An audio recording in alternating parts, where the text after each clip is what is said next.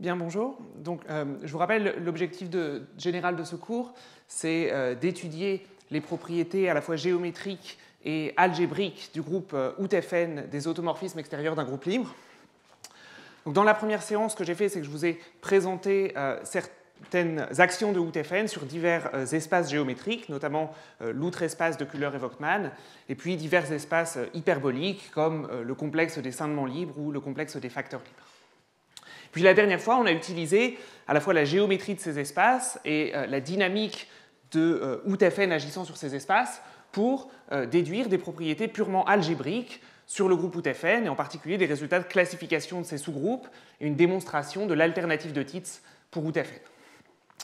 Donc, dans le cours d'aujourd'hui, je vais aborder un autre type de phénomènes, que sont des phénomènes de rigidité, qui vont être des énoncés qui vont vous dire que les symétries d'un certain nombre d'objets naturellement associés à OUT-FN, soit ces divers espaces sur lesquels OUT-FN agit, ou soit le groupe OUT-FN lui-même, ou ces sous-groupes d'indices finis, les symétries de tous ces objets-là, en fait, les seules symétries de ces objets-là vont venir de l'action du groupe OUT-FN sous-jacent. Donc, en particulier, je vais donner un énoncé précis à ce que j'entends par là, mais une grande partie du cours va être consacrée à la démonstration d'un analogue du théorème de rigidité de Mostow dans le contexte des automorphismes de groupe libre. Bien, donc peut-être avant de vous énoncer cet analogue, je vais commencer par vous rappeler ce qu'est l'énoncé classique du théorème de rigidité de Mostow, du moins sous sa forme algébrique. Donc, vous donnez un groupe de Lie, disons connexe, semi-simple, à centre trivial et sans facteur compact.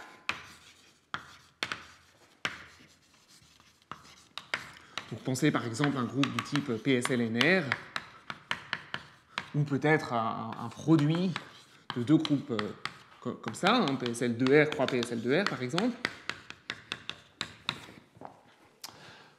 Sur le groupe de Lie, vous avez une mesure naturelle qui est la mesure de Haar, qui est une mesure borélienne quasi régulière et qui est invariante par translation à gauche de l'action de G par translation sur lui-même. Et ce qu'on appelle un réseau de G, eh bien, ça va être un sous-groupe discret qui est de covolume fini, c'est-à-dire que si vous regardez la mesure de Haar du quotient de G par gamma, elle est finie.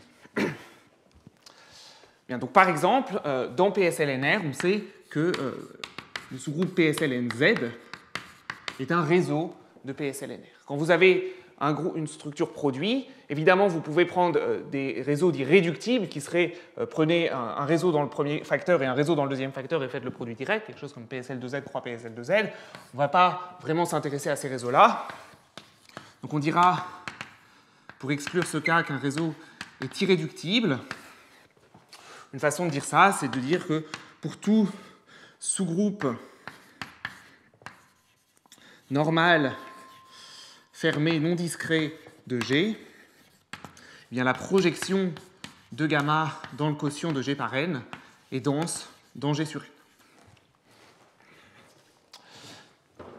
Bien, donc dans ce cadre-là, ce que vous dit le théorème de rigidité de Mostow, qui a en fait été montré par Mostow dans le cas de réseaux co-compacts, c'est-à-dire ceux pour lesquels G sur gamma est compact.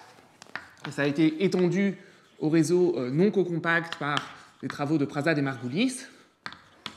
C'est donc la chose suivante, vous vous donnez G et G', deux groupes de Lie comme ci-contre.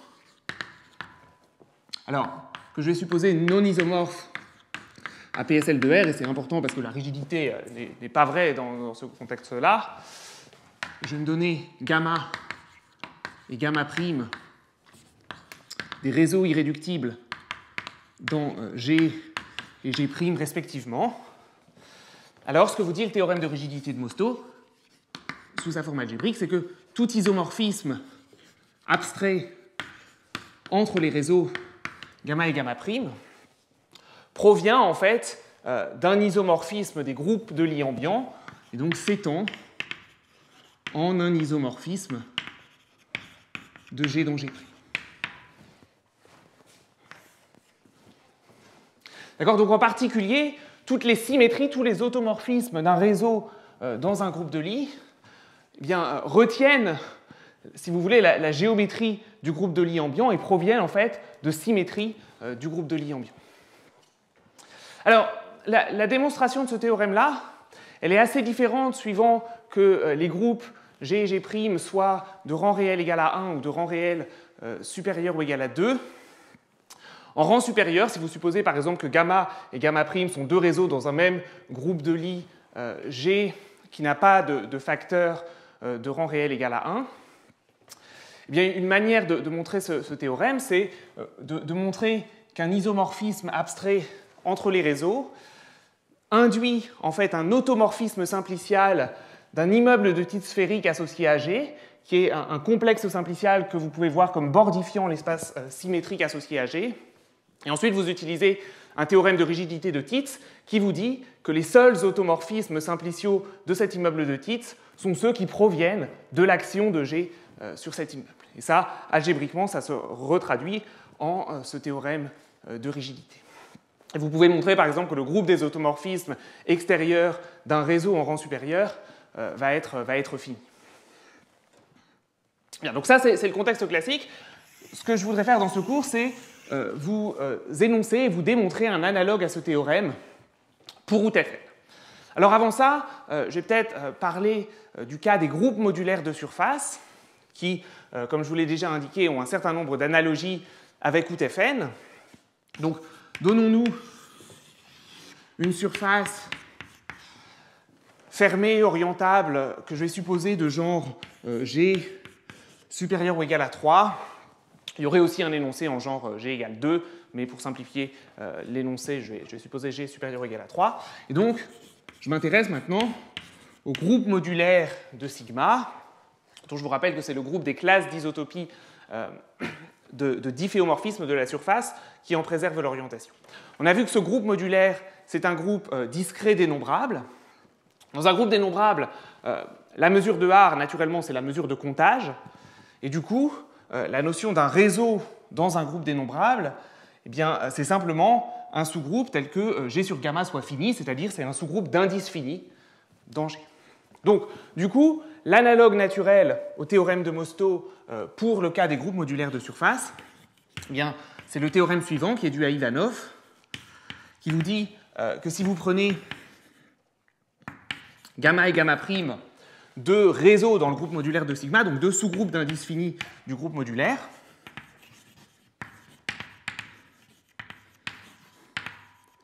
eh bien, tout isomorphisme abstrait entre gamma et gamma' retient le fait que gamma et gamma' viennent d'un groupe modulaire de surface, donc en fait s'étend en un automorphisme du groupe modulaire de sigma.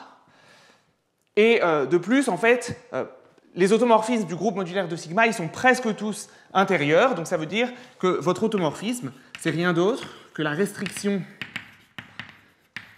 à gamma de la conjugaison par un élément du groupe ambiant.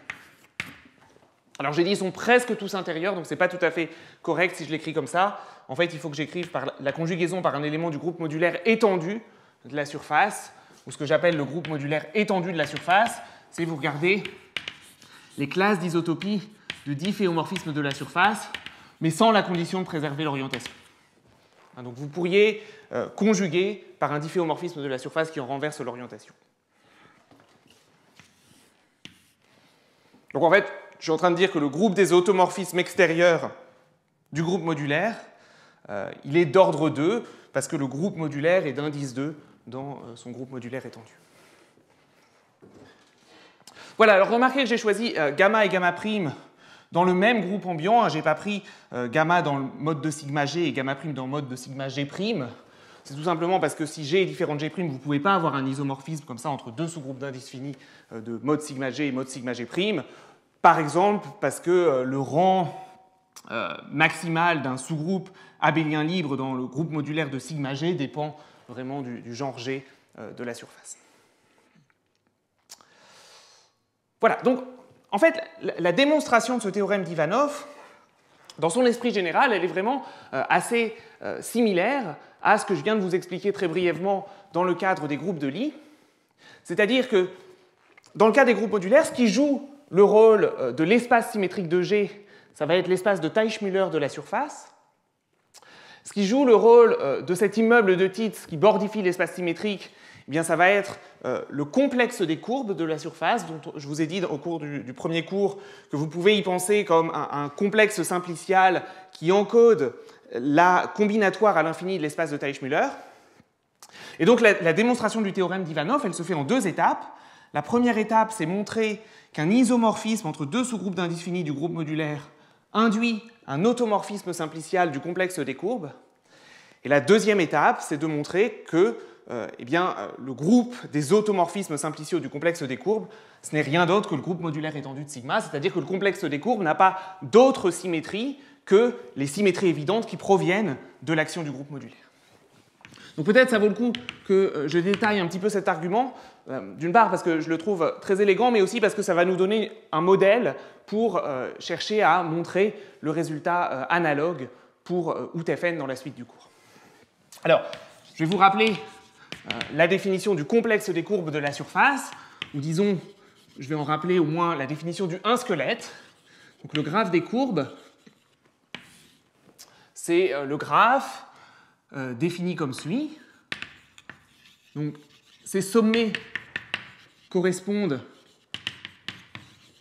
aux classes d'isotopie de courbes fermées simples, donc sans auto-intersection essentielle sur la surface. Donc simple, ça veut dire que la courbe n'a pas d'auto-intersection, et essentielle, ça veut dire qu'elle ne borde pas un disque sur la surface. Donc une courbe comme ça, c'est une courbe fermée simple essentielle sur sigma. Donc les sommets, ce sont les courbes sur la surface, et maintenant quand est-ce que vous rejoignez 2 courbes par une arête? Eh bien, ça va être précisément si, dans leur classe d'isotopie respective, vous pouvez trouver des représentants qui sont disjoints. D'accord? Donc, par exemple, cette courbe-là va être reliée à une arête par cette courbe-ci dans le graphe des courbes. Bien, et donc, on veut, à partir d'un isomorphisme entre 2 sous-groupes d'indices finis, induire un automorphisme simplicial de ce graphe. Alors, étant donné une courbe sur la surface, il y a un difféomorphisme de sigma qui lui est naturellement associé, qui est le twist de Den autour de la courbe. Je vous rappelle qu'est-ce que c'est qu'un twist de Den autour de la courbe. Eh bien, ça va être un difféomorphisme de la surface sigma qui est à support dans un petit voisinage annulaire de la courbe, appelons-la gamma, et dont l'effet sur une courbe transverse à gamma, donc si vous prenez une courbe gamma prime qui est transverse à gamma, l'effet d'un twist de Den sur gamma prime, ça va être de lui faire un tour autour de la courbe blanche. Donc si ça c'est ma courbe gamma prime, l'image de gamma prime par le twist de Den autour de gamma, ça va être cette courbe-ci.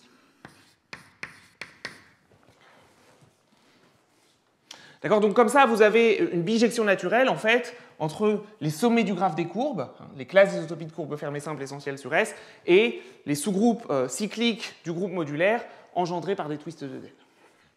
Et du coup, ce qu'on va faire pour montrer que notre isomorphisme induit au moins une application au niveau des sommets du graphe des courbes, c'est qu'on va montrer qu'un isomorphisme entre 2 sous-groupes d'indices finis du groupe modulaire envoie forcément twist de Den ou puissance d'un twist de Den sur puissance d'un twist de Den.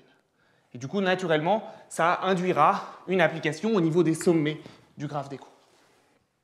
Donc pour montrer ça, ce qu'il nous faut, c'est en fait une caractérisation en termes purement algébriques d'un twist de Den ou d'une puissance d'un twist de Den dans le groupe modulaire de la surface. Et l'idée pour caractériser algébriquement les twists de Den, c'est de remarquer que le centralisateur d'un twist de Den, il est très gros, parce que notamment il contient tout le groupe modulaire de la sous-surface complémentaire à la courbe. Et on va caractériser algébriquement les twists de Den en termes de leur centralisateur. Donc une caractérisation possible est la suivante. Donc, un élément du groupe modulaire est une puissance le twist de Den, si et seulement si. Là, il me faut une caractérisation en termes purement algébriques portant sur le centralisateur. Donc, bon, la première condition, c'est que je vais demander, ça c'est essentiellement pour éviter les racines de twist de Den, que le centralisateur de phi puissance k soit la même chose que le centralisateur de phi. Bon. Ensuite, je vais demander que le centralisateur de phi est suffisamment gros. Donc, en particulier, je vais demander que le centralisateur de phi contient un sous-groupe isomorphe à z carré. Donc cette condition, ça exclut par exemple la possibilité que phi soit un difféomorphisme pseudo-anosophe de la surface. Évidemment, ça ne suffit pas à caractériser les twists de Den, parce que si vous prenez par exemple, je ne sais pas, un difféomorphisme pseudo-anosophe sur un pseudo-anosophe partiel sur une sous-surface propre de la sigma, sur une sous-surface propre de sigma, eh bien, évidemment, dans son centralisateur, vous allez aussi avoir plein de choses dans le groupe modulaire du complémentaire de cette sous-surface propre. Donc ça ne suffit pas, mais la troisième condition que je vais ajouter, c'est que le centre du centralisateur de phi. Donc qu'est-ce que c'est dans le cas d'un twist de Den? Le centre du centralisateur, eh bien, ça va être des éléments qui commutent avec tout le groupe modulaire de la sous-surface complémentaire. Et donc en fait, moralement, vous n'avez que le twist de Den lui-même. Donc le centre du centralisateur va être isomorphe à Z. Et dans le cas d'un pseudo-anosophe partiel, ben ça c'est pas vrai parce que les twists de Den autour des courbes de bord de la sous-surface en restriction à laquelle vous êtes pseudo-anosophe sont dans le centre du centralisateur. Alors en fait, bon, pour avoir vraiment une caractérisation, le centre ça ne suffit pas. Il faut écrire le centre faible. Le centre faible, ce sont les éléments tels que tout élément là-dedans a une puissance qui commute à alpha. Donc ça, c'est l'ensemble des éléments alpha, tels que pour tout bêta dans le centralisateur de phi, une certaine puissance de bêta, une certaine puissance non nulle de bêta, évidemment, commute à alpha. Et ça vous donne maintenant une caractérisation des twists de Den. D'accord, donc on a vu que les twists de Den vérifient ces propriétés-là.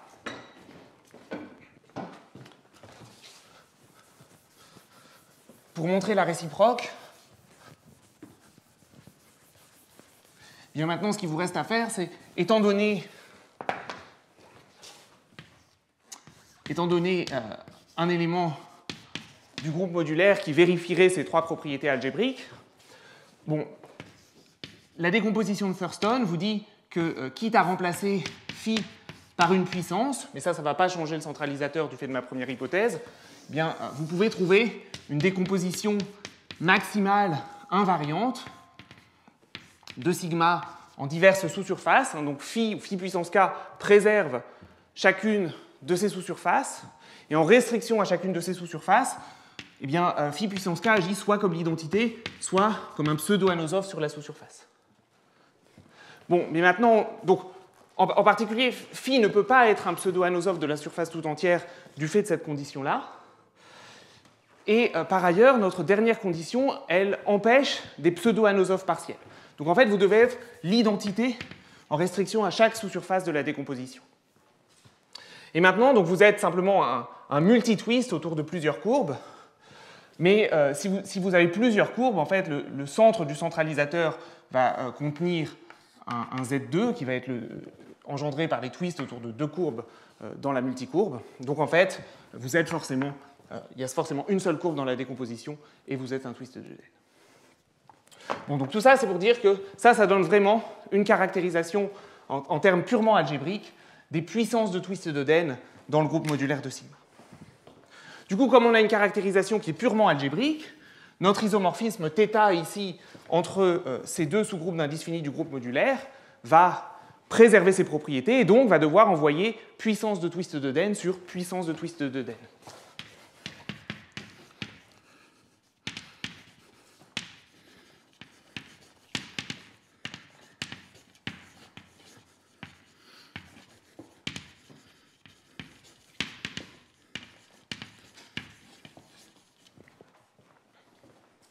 D'accord? Donc ça vous dit que θ induit une application au niveau des sommets du graphe des courbes, mais maintenant j'affirme que cette application va préserver les arêtes. Pourquoi? Parce qu'avoir une arête entre deux courbes, ça veut dire que les courbes sont disjointes, et ça c'est équivalent à dire que les twists de Den associés commutent. C'est une propriété purement algébrique qui est préservée par θ, et donc en fait, θ induit une application simpliciale du graphe des courbes, mais en considérant son inverse θ-1, vous voyez que θ induit un automorphisme simplicial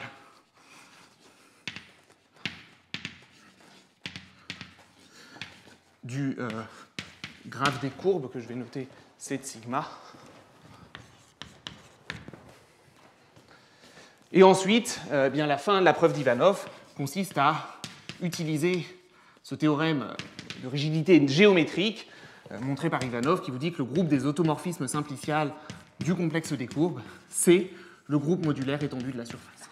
Le complexe des courbes, encore une fois, n'a pas d'autre symétrie que les symétries évidentes qui viennent de l'action du groupe modulaire. Et ça, si vous retraduisez ce que tout ça vous dit, ça vous permet de montrer le théorème d'Ivanov. Ainsi, en fait, si θ induit un automorphisme qui est donné par un élément phi du groupe modulaire, ça va vous dire qu'en fait, θ, c'était la conjugaison par phi. Voilà, donc maintenant, ce que je voudrais faire, c'est m'attaquer à l'analogue pour le groupe des automorphismes d'un groupe libre.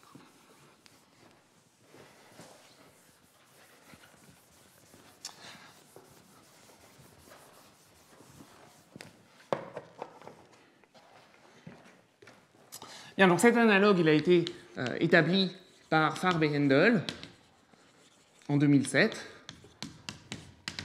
Et il vous dit donc la chose suivante. Donc, on va prendre n supérieur ou égal à 4.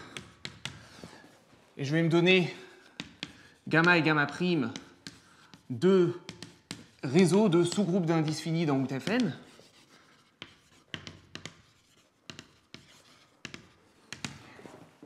Ce que vous dit le théorème de Farb-Hendel, c'est, comme précédemment, tout isomorphisme entre ces deux sous-groupes d'indices finis provient en fait d'un automorphisme de OutFN, mais là encore, les seuls automorphismes de OutFN sont intérieurs, donc en fait, et la restriction à gamma de la conjugaison par un élément du groupe ambiant. D'accord, donc je suis en particulier en train de dire que tous les automorphismes de OutFN sont intérieurs, c'est-à-dire que le groupe des automorphismes extérieurs de OutFN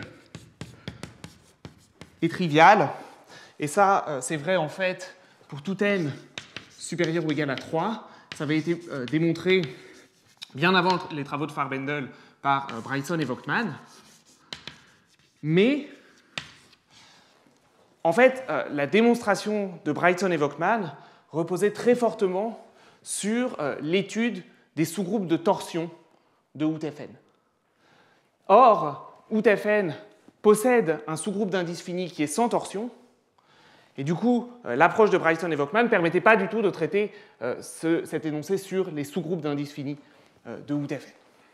Donc vraiment, les techniques de Farb-Hendel sont tout à fait différentes par rapport aux techniques de Bryson et Volkmann pour montrer ce théorème. Bien, alors je voudrais faire un petit commentaire sur cette hypothèse, n supérieur ou égal à 4. Alors, l'énoncé similaire est faux en rang 2, parce que OutF2, par des travaux classiques de Nielsen, c'est isomorphe à GL2Z. Donc c'est vrai en général que pour tout n, vous avez un morphisme surjectif de OutFN vers GLNZ, qui consiste à prendre un automorphisme ici et regarder le morphisme induit en abélianisation. Mais à partir du rang n égale à 3, ce morphisme-là est loin d'être injectif. Et en fait, il n'y a qu'en rang 2 que, par des arguments explicites, Nielsen montre que les deux groupes sont isomorphes. Et ça vous dit en particulier que OutF2 a un sous-groupe d'indices finis qui est libre. Évidemment, ce groupe libre, il a énormément d'automorphismes qui ne viennent pas forcément de la conjugaison par un élément du groupe ambiant. Donc l'analogue en rang n égale 2 n'est pas correct. La raison pour laquelle Farb et Haendel n'ont pas traité le cas n égale 3, ils l'ont laissé ouvert, c'est essentiellement pour des raisons techniques qui faisaient que leur preuve ne fonctionnait pas lorsque n égale à 3. Donc, récemment, nous avons obtenu avec Rick Wade une nouvelle preuve du théorème de Farb et Haendel qui nous permet de traiter en particulier le cas n égale 3. Et cette nouvelle preuve, elle est en un sens beaucoup plus proche de l'approche soit de Mostow ou d'Ivanov à ces théorèmes de rigidité, beaucoup plus géométrique en un sens que l'approche de Farb et Haendel. Donc, ce que je voudrais faire aujourd'hui, c'est vous présenter cette approche géométrique à ce théorème de rigidité pour UTFN. Et en fait, je vais essentiellement vous présenter la démonstration précisément lorsque n est égal à 3.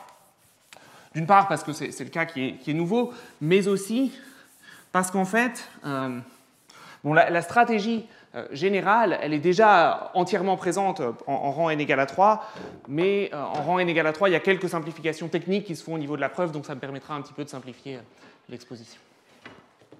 Et en fait, peut-être, disons que je vais vraiment vous montrer que out de outf3 est trivial, mais dans les arguments, je ne ferai jamais appel à des arguments de torsion dans outf3. Et donc, en fait, vraiment, les arguments que je vais vous donner vous permettent de montrer ce résultat-là sur les sous-groupes d'indices finis. Je vais me montrer que out de outf3 égale 1, simplement pour ne pas avoir à traîner des sous-groupes d'indices finis tout au long de l'exposé. Mais vraiment, c'est ce résultat-là que la démonstration vous montre. Bien, donc, on va avoir besoin d'un analogue à ce théorème d'Ivanov sur les automorphismes du complexe des courbes. Bon, bien, de même que le complexe des courbes encode la combinatoire à l'infini de l'espace de Teichmüller, on a vu qu'il y a un analogue naturel dans UTFN, qui est le complexe des scindements libres, qui, en un sens, décrivait la géométrie à l'infini de l'outre-espace de Kühler et Volkmann.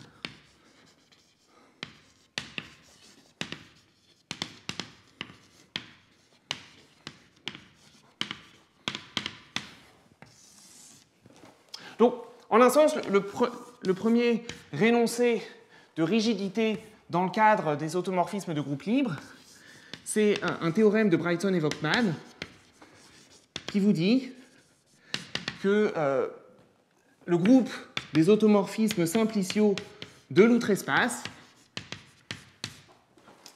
eh bien, il est isomorphe à UTF. Autrement dit, l'outre-espace n'a aucune autre symétrie que précisément les symétries pour lesquelles il a été construit. Donc ça en fait un espace particulièrement intéressant pour étudier UTFN. C'est pour n supérieur ou égal à 3.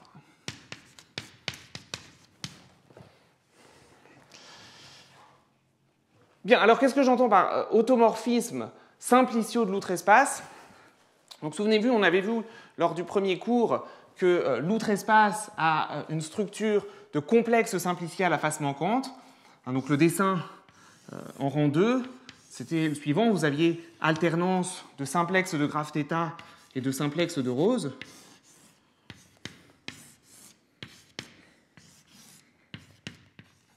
Comme ceci, mais tous ces points-là sont absents de l'outre-espace. Bon, donc l'outre-espace, c'est presque un complexe simplicial, pas tout à fait, il y a ses faces manquantes. On avait vu que l'outre-espace se rétracte naturellement par déformation sur un vrai complexe simplicial qu'on avait appelé son épine, que je note Kn, et qui est défini comme la réalisation simpliciale de l'ensemble partiellement ordonné des simplexes ouverts de l'outre-espace,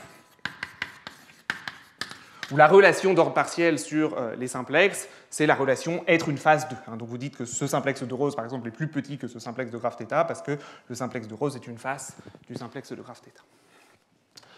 Et vraiment, donc l'énoncé propre que je devrais écrire, c'est que le groupe des automorphismes simpliciaux de ce complexe simplicial, c'est isomorphe à OutFN. Ce que je dis vraiment, c'est que l'application naturelle de OutFN dans le groupe des automorphismes simpliciaux de ce complexe est un isomorphisme.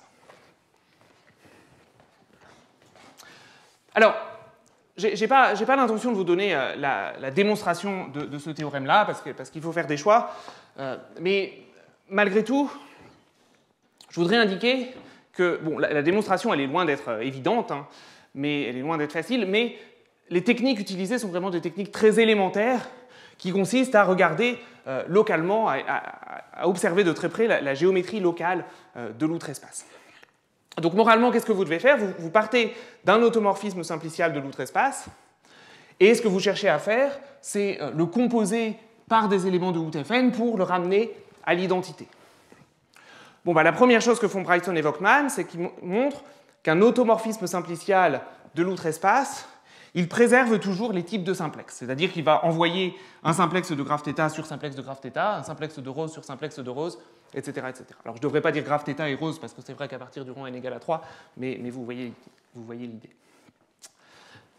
Et la manière dont ils font ça, c'est que, étant donné un simplex par exemple, de graphe θ, eh bien, ils vont regarder la sphère de rayon 1 autour de ce simplex et en étudier la géométrie et l'utiliser pour discriminer les différents types de simplex. Et une fois qu'ils ont fait ça, eh bien, du coup, quitte à conjuguer par un élément de OutFN, vous pouvez supposer par exemple qu'il y a un simplex de rose qui est fixe. Bon, bien maintenant, ce que vous faites, c'est qu'une fois que vous avez le simplex de rose qui est fixe, vous regardez la sphère de rayon 1 autour de ce simplex de rose, et ils vont montrer que votre automorphisme simplicial, il agit forcément de la même manière qu'un élément du stabilisateur de la rose. Autrement dit, en composant par un élément de OutFN, non seulement vous pouvez supposer que vous fixez ce simplex de rose, mais vous fixez aussi tous les simplex adjacents, la sphère de rayon 1 autour. Et ensuite, il y a un argument de propagation qui est qu'une fois que vous avez fixé un simplex de rose, eh bien vous voyez que ça suffit à vous fixer tous les simplex de rose qui sont à distance 2, et puis vous propagez comme ça et vous arrivez à montrer qu'en fait vous êtes l'identité sur tout l'outre-espace. Voilà, c'est un petit peu le schéma de leur preuve, mais c'est vraiment du coup des arguments très, très élémentaires qui consistent à regarder de près les sphères de rayon 1 autour de certains simplex dans ce complexe Kn. Bien, donc ça vous parle des automorphismes de l'outre-espace. Maintenant, l'analogue au complexe des courbes, ça va être le complexe des cindements libres, qui n'est rien d'autre, on l'avait vu, que la complétion simpliciale de l'outre-espace où vous rajoutez les simplexes manquants. Donc, je vous rappelle la définition. Disons la définition de son un squelette, donc le graphe des cindements libres d'un groupe libre, c'est le graphe qui est défini comme suit. Donc ces sommets correspondent au cindement libre à une orbite d'arête du groupe libre. De manière équivalente, vous êtes en train de regarder des décompositions de Fn en graphe de groupe avec exactement une arête, dont le groupe d'arêtes est trivial.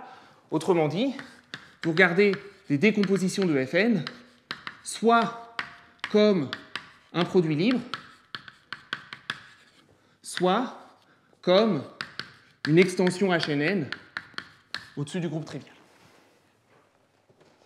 D'accord? Donc les sommets du graphe, ce sont ces décompositions de Fn en cindement libre. Et maintenant, quand est-ce que vous reliez de telles décompositions par une arête?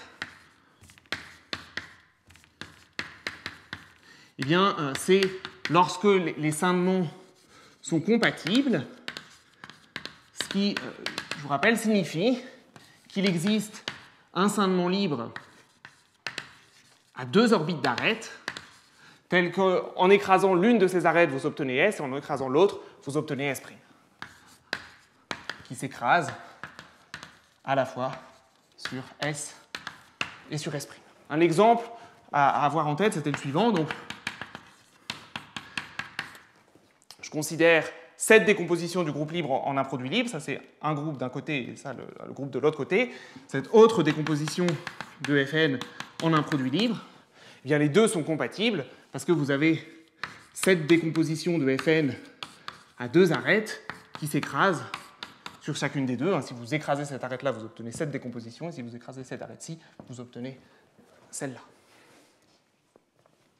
Voilà, donc ça vous définit un graphe, et on avait vu que ce graphe, c'était rien d'autre que, alors, ici le 1 squelette, de la complétion simpliciale de l'outre-espace.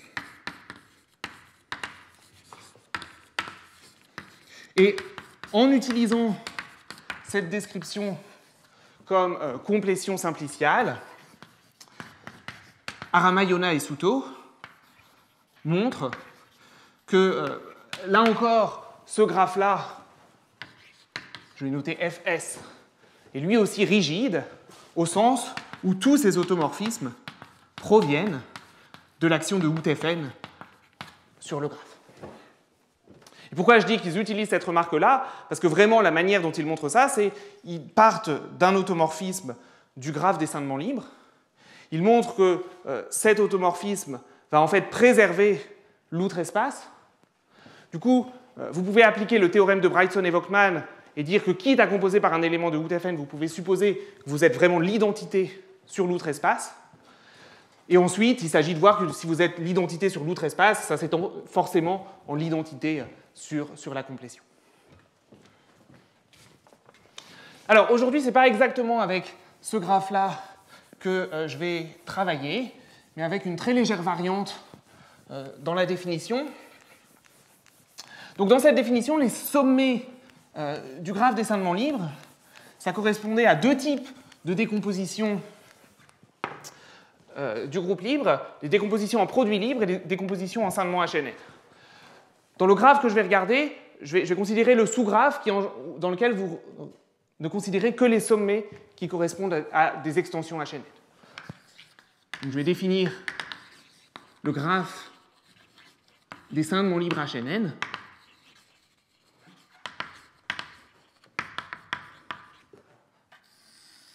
Que je vais noter Fs' comme étant le graphe dont les sommets correspondent aux décompositions de Fn comme un scindement libre HNN au-dessus du groupe trivial, et les arêtes sont les mêmes, vous mettez une arête entre deux scindements s'ils sont compatibles.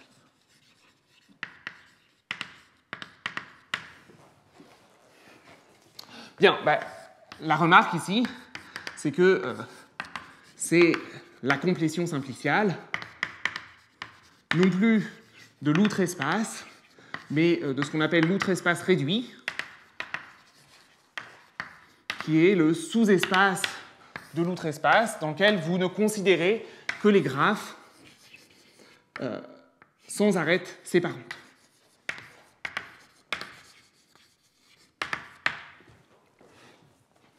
Alors, c'est le 1 squelette, toujours, de cette complétion simpliciale. D'accord, donc souvenez-vous, alors en fait, en rang 2, si j'avais vraiment voulu dessiner l'outre-espace, j'aurais dû aussi rajouter les simplexes de graphes en alter qui venaient se recoller sur les simplexes de graphes de Rose en sortant du tableau.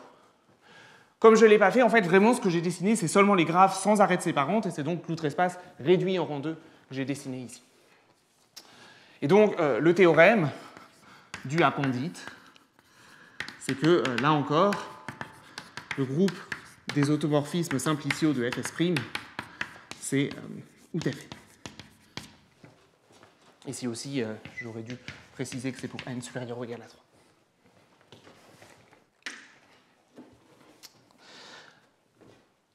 Voilà, alors une deuxième remarque que je voulais faire sur la définition, c'est que ici, vous voyez qu'un sommet de Fs', c'est une décomposition HNN du groupe libre, elle est toujours entièrement déterminée par la classe de conjugaison de ce sous-groupe C, qui est un facteur libre de rang n-1 dans Fn.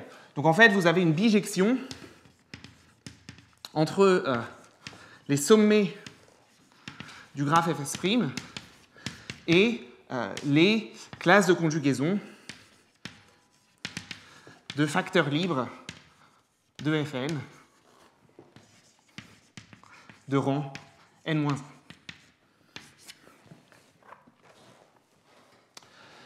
Voilà, et donc mon objectif, pour montrer que out de out F3 est trivial, eh bien, ça va être de démontrer que tout automorphisme de out F3 induit un automorphisme simplicial de ce graphe Fs'.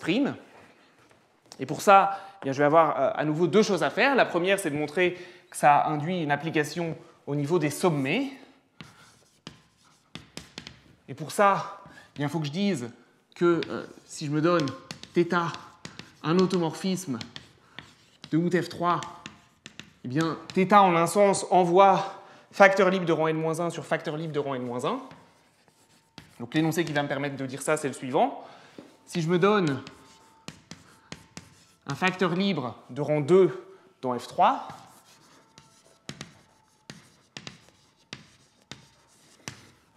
eh bien, j'affirme qu'il existe un facteur libre de rang 2,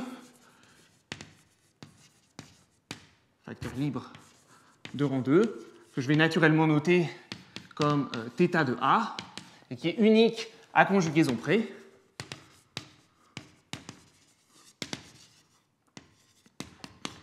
Et qui est tel que θ envoie le stabilisateur de la classe de conjugaison de A, c'est un sous-groupe de out F3, sur le stabilisateur de la classe de conjugaison de B, ou du moins, si ce n'est pas une égalité, les deux groupes-là sont commensurables, c'est-à-dire que leur intersection est d'indice fini dans chacun des deux.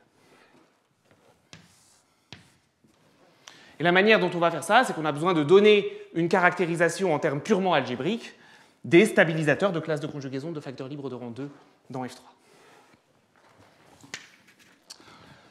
Bien, donc une fois qu'on a montré ça, ça nous dit que θ induit une application au niveau des sommets du graphe Fs', et pour induire un automorphisme simplicial, il faut que je vérifie que la compatibilité est préservée, et donc je vais avoir besoin d'une caractérisation en termes purement algébriques de la compatibilité des scindements associés à deux facteurs libres de rang 2. Donc la deuxième énoncé, c'est donnons-nous A et A' de facteurs libres de rang 2 dans F3. Alors, eh bien, les scindements associés à A et à A' sont compatibles si et seulement si les scindements images le sont. Du coup, mon automorphisme θ, il va induire un automorphisme simplicial de Fs'. Je vais vous expliquer tout de suite comment terminer la preuve du fait que out de out F3 est trivial à partir de cette information.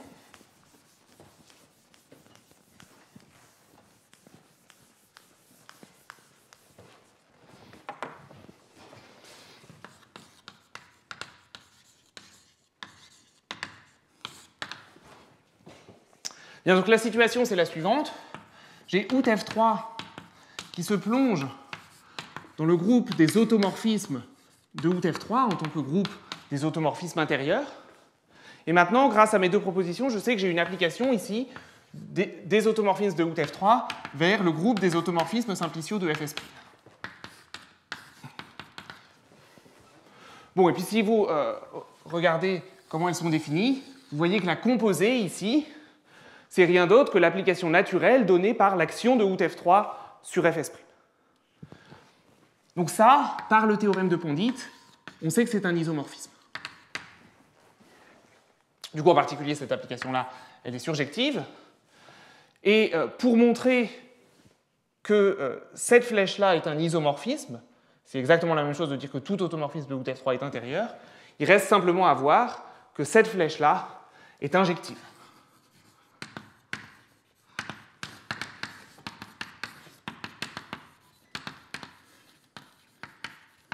Bien, bah, allons-y. Donnons-nous un automorphisme de out F3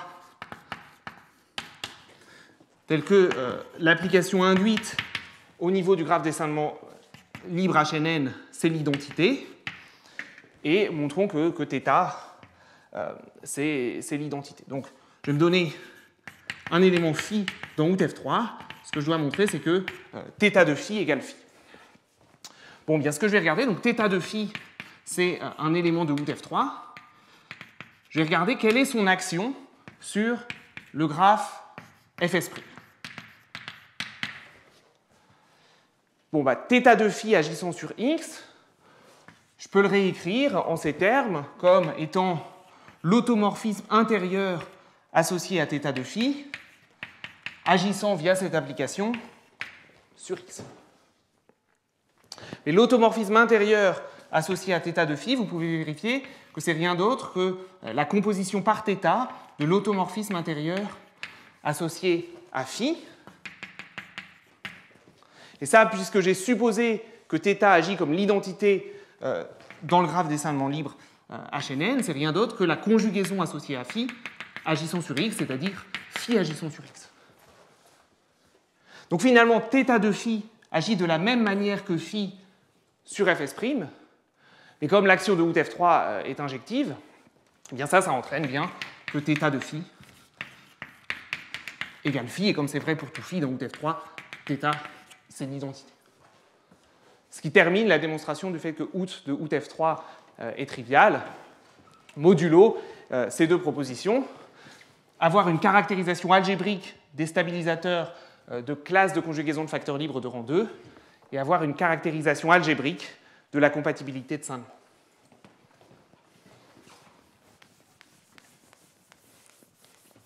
Alors, je vais commencer par dire un mot de la démonstration de la première proposition, sauf si vous avez des questions avant ça.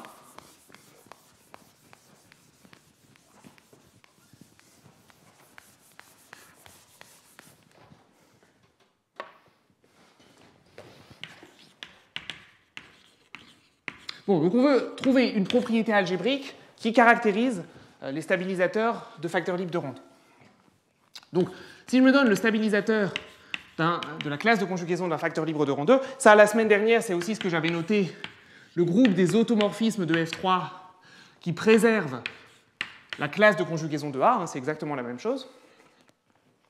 Bon, bah, un automorphisme qui préserve la classe de conjugaison de A, naturellement, il induit un automorphisme extérieur de A, donc vous avez un morphisme en fait surjectif vers OUT de A, et le noyau de ce morphisme, c'est un sous-groupe distingué du stabilisateur de A, que j'avais noté comme étant les automorphismes de F3 qui agissent trivialement, c'est-à-dire par l'identité sur A.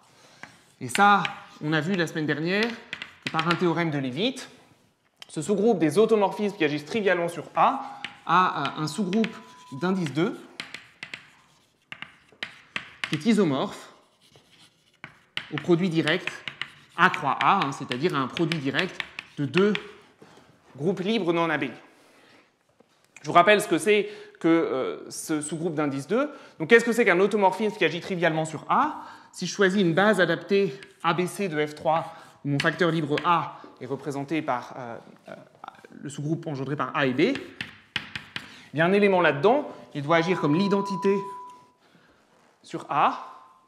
Et qu'est-ce qu'il peut faire AC? Eh bien, ce qu'il peut faire, simplement, c'est le multiplier potentiellement à droite et à gauche, à chaque fois par un élément dans le sous-groupe engendré par A et B. Et donc, cette donnée de W1 et W2 vous donne l'isomorphisme avec le produit direct A croix A. Voilà, donc le stabilisateur a un sous-groupe distingué qui, virtuellement, est un produit direct de deux sous-groupes libres non abéliens.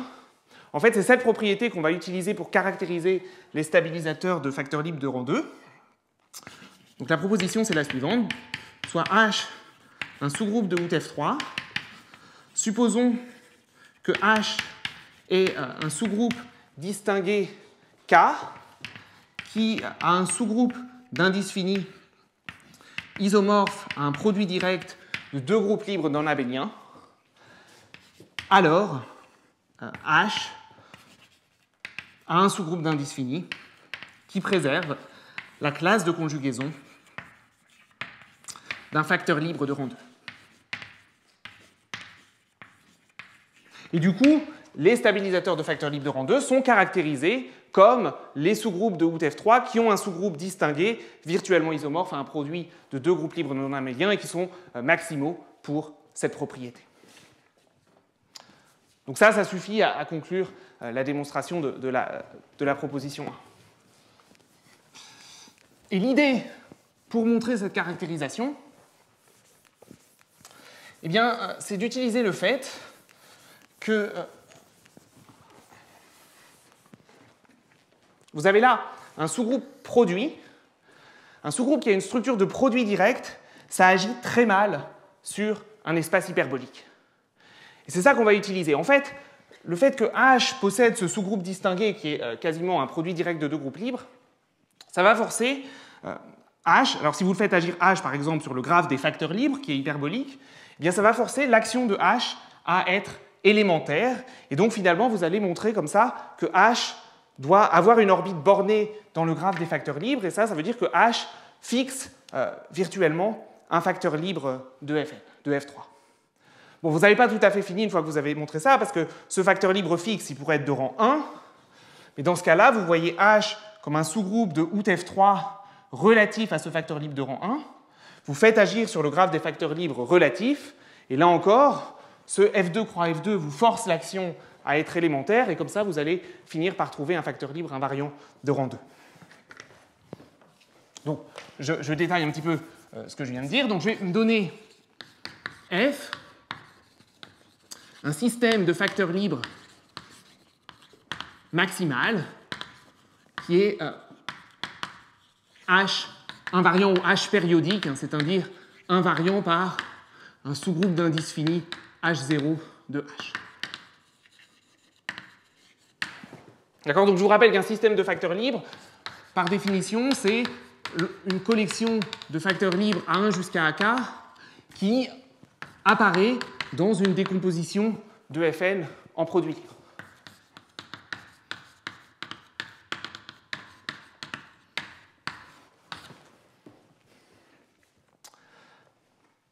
Donc vous en prenez un maximal qui soit H invariant. Alors il y a deux cas. Le premier cas, c'est le cas où F est ce que j'avais appelé sporadique, ce qui veut dire que soit F3 se décompose en un produit libre de deux facteurs, donc forcément l'un est de rang 2 et l'autre de rang 1, et F, c'est la collection de la classe de conjugaison de ce F2 et la classe de conjugaison de ce Z. Bon, mais dans ce cas-là, vous voyez que H a un F2 invariant et on a gagné.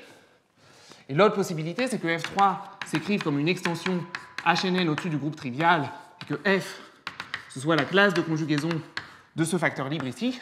Et là encore, on a un F2 invariant par H, donc on a gagné. Donc le cas sporadique, c'est le cas qui nous est favorable.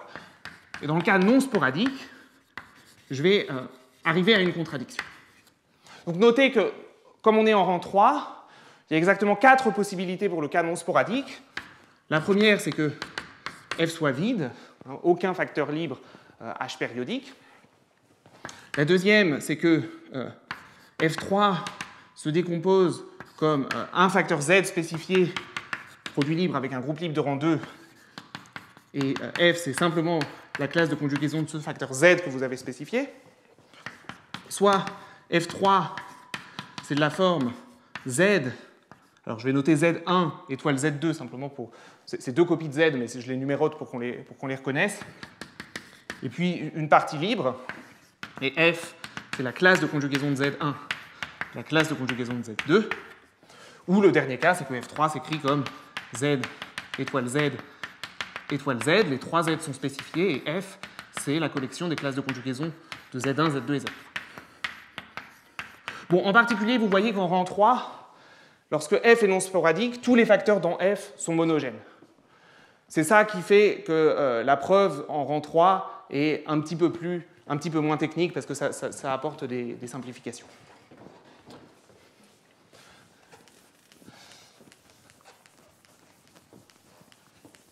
Bon. Donc maintenant, mon sous-groupe H, ou son sous-groupe d'indice fini H0, il agit par isométrie sur un graphe hyperbolique qui est le complexe des facteurs libres de F3 relatifs à F. Ça, on a vu que c'est un graphe qui est hyperbolique au sens de Gromov. Ça a été démontré par Besvina-Fein si F est vide et par Handel et Mosher dans le cas général. Et il est de diamètre infini.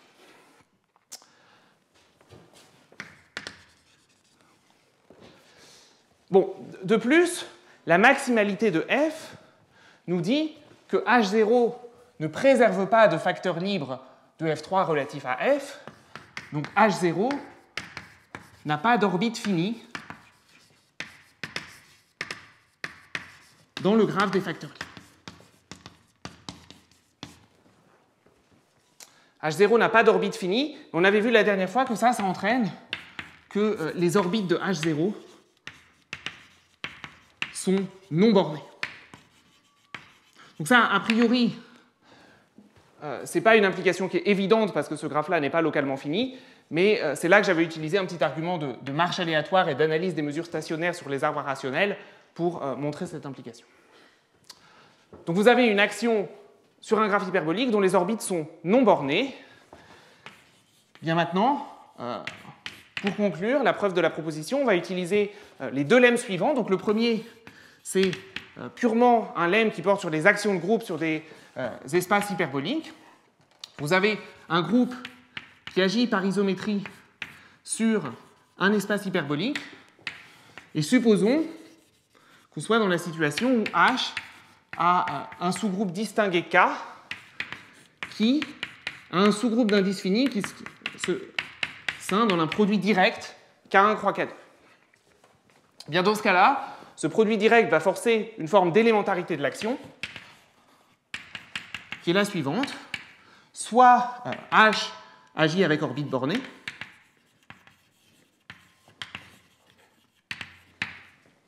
bon, mais ça, dans notre cas, ce ne sera pas le cas. Et la deuxième possibilité, ça va être que... Donc la deuxième façon d'être non élémentaire, c'est de fixer un point dans le bord à l'infini de X. Donc la deuxième possibilité ici, ça va être qu'en fait, l'un des KI a une orbite finie dans le bord à l'infini de l'espace X.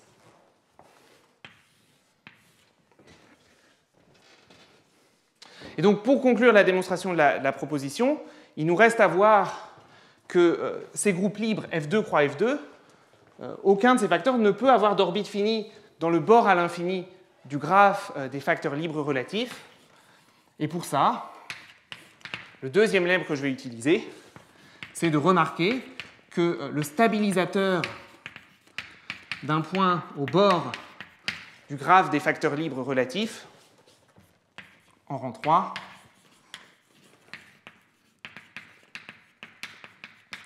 eh bien, le stabilisateur est toujours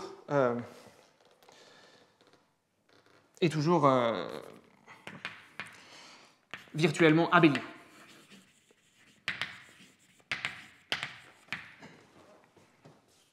Le stabilisateur, non. Oui, ou TF3. Le stabilisateur est virtuellement abélien, et en particulier, ça va contredire le fait qu'ici, nos groupes KI, ce sont des groupes libres non abéliens. Donc, ce deuxième lemme, je ne vais pas vous le démontrer. Essentiellement, c'est un lemme qui porte sur donc, un point dans le bord du graphe des facteurs libres. On l'a décrit la dernière fois comme un arbre arrationnel muni d'une action de F3. Et donc, c'est un lemme qui porte sur les stabilisateurs d'arbres arrationnels, qui est très proche en fait d'un énoncé que je vous avais démontré la dernière fois, qui est que si vous avez une action de F3, de Fn qui est libre et arrationnelle sur un arbre, alors le stabilisateur isométrique de cet arbre est toujours fini. Ici, la petite nouveauté, c'est que l'action n'est plus libre parce qu'on est un arbre relatif à F, mais être relatif à F, ça veut dire que les seuls stabilisateurs de points sont isomorphes à Z. Et c'est ça que vous pouvez utiliser si vous améliorez un petit peu la démonstration que je vous avais donnée la dernière fois pour montrer que le stabilisateur reste virtuellement abélien si les seuls stabilisateurs de points dans l'arbre sont isomorphes à Z. La seule nouveauté que vous pourriez avoir, c'est si vous avez un point dont le stabilisateur est Z, vous avez un nombre fini d'orbites d'arête qui en partent. Bon, mais comme le stabilisateur est Z, votre point est de valence infinie. Et ce que pourrait faire une isométrie ici, c'est dans chaque orbite d'arête, être une rotation par un élément de Z. Mais ça vous donne qu'un sous-groupe abélien d'isométrie possible.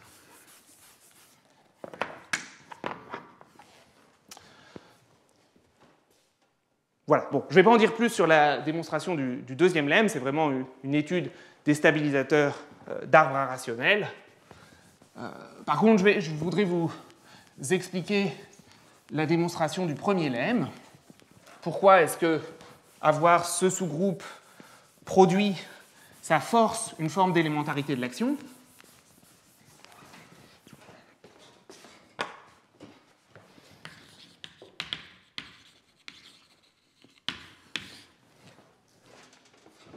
Bien, donc je vous rappelle, la dernière fois, je vous avais donné un résultat de Gromov de classification des actions de groupe sur des espaces hyperboliques.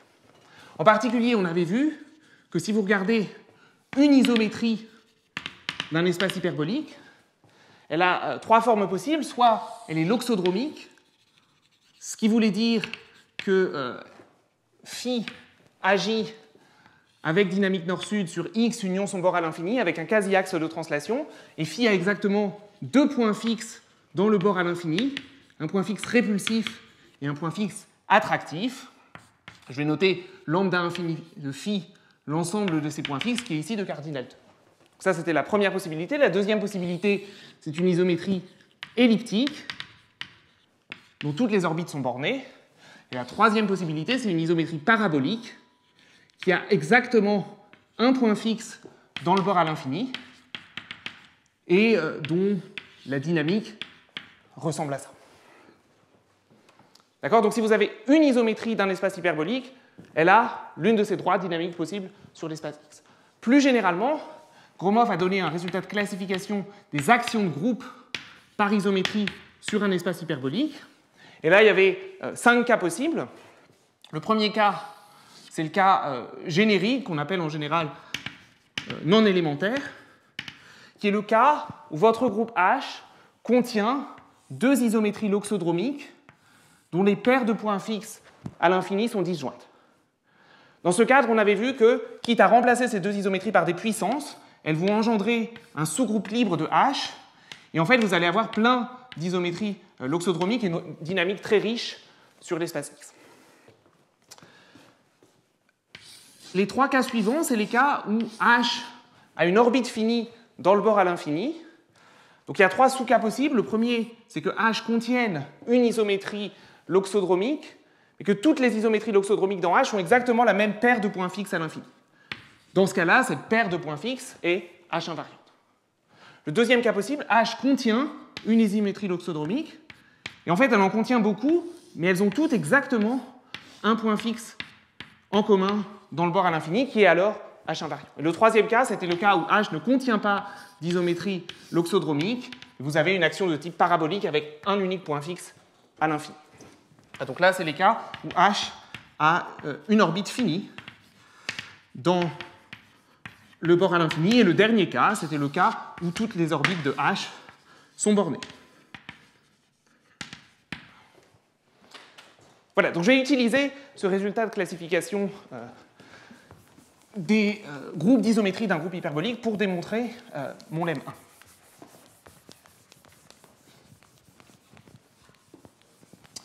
Donc allons-y. Je vais supposer qu'aucun des groupes KI n'a d'orbite finie dans le bord à l'infini.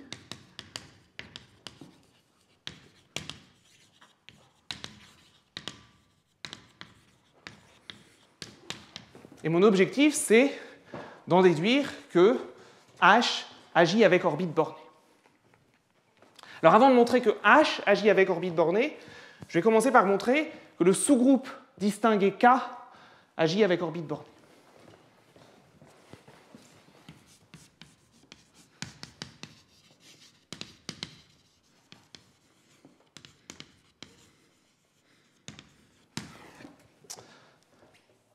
Alors, la première observation que je vais faire, c'est que toutes les isométries de K1 sont elliptiques. Pourquoi? Parce que si K1 contient une isométrie phi qui est loxodromique ou parabolique,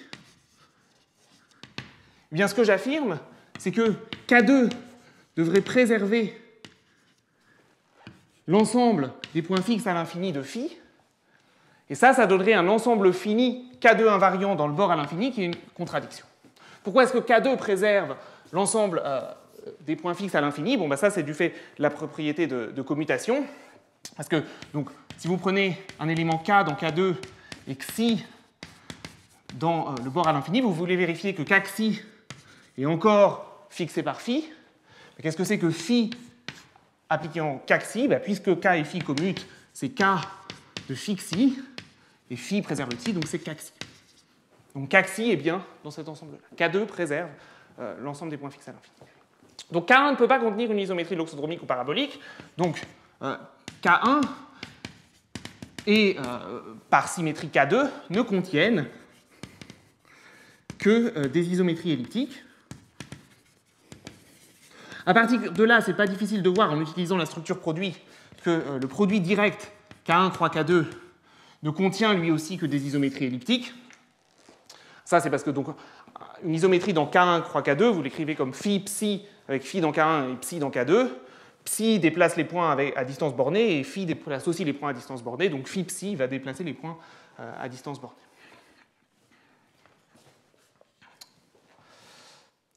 Voilà, et à partir de ça, vous voyez que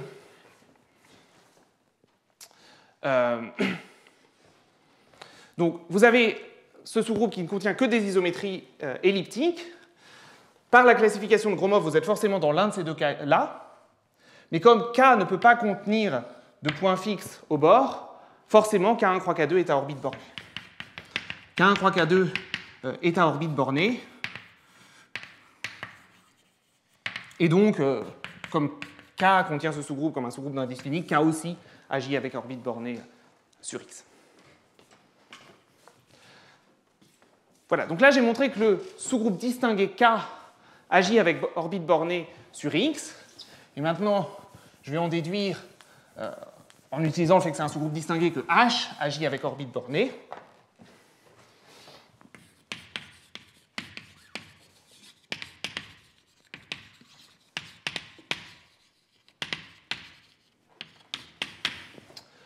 Bon, je vais me donner un réel M suffisamment grand, et je vais dire dans une seconde ce que j'entends par suffisamment grand.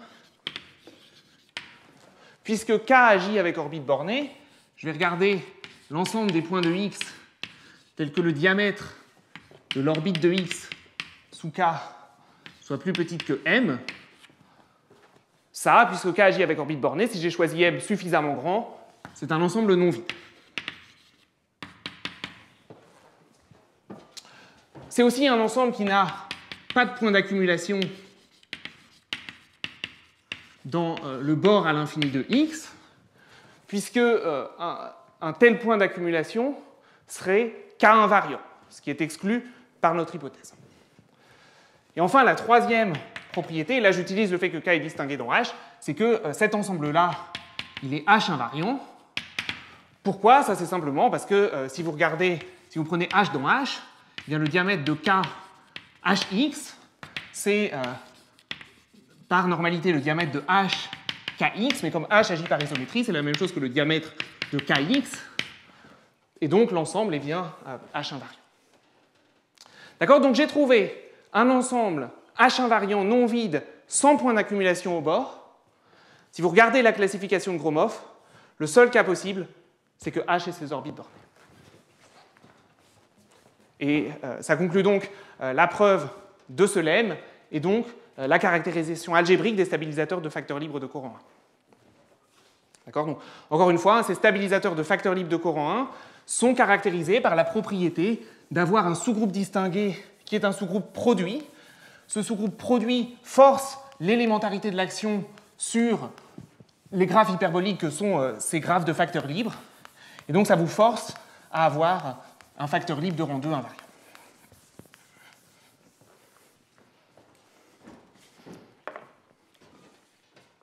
Voilà, donc ça conclut la preuve de la première moitié de ce qu'il nous faut faire pour montrer que notre automorphisme de Houth F3 induit un automorphisme simplicial de Fs'.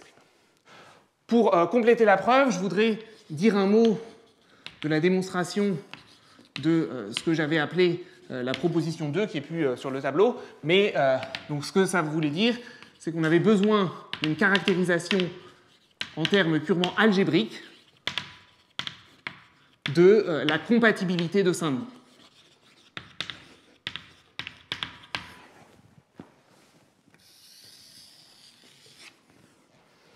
Bien, donc je vais vous énoncer cette caractérisation et je vais commenter juste après.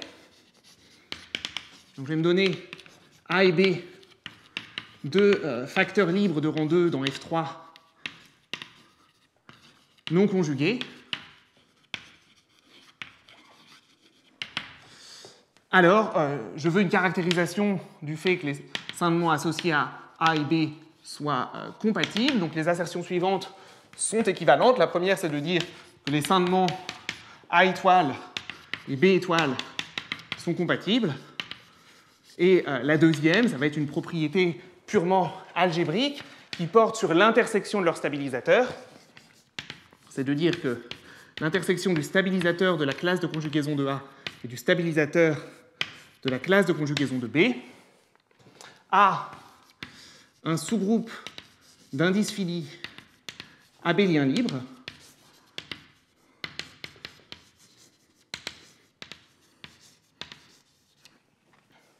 Voilà, en fait, jusque-là, il n'y a aucune information parce que c'est toujours vrai, quels que soient les facteurs libres de rang 2 non conjugués dans F3. Mais le point important, ça va être d'ajouter que ce sous-groupe abélien libre H est d'indice fini dans son normalisateur.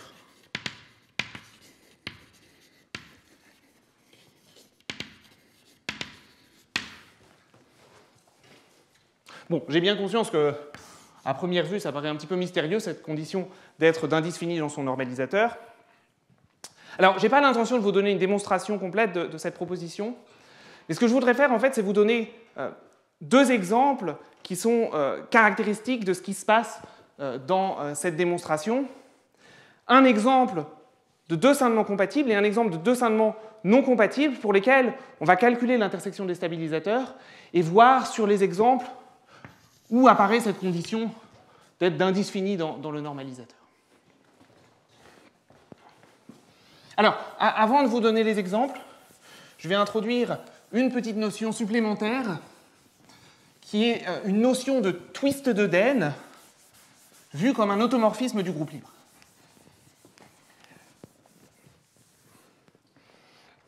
Donc, quand vous avez une surface, une courbe sur une surface, par le théorème de Van Kampen, vous pouvez y penser comme un Saint-Denis au-dessus de Z du groupe fondamental de la surface.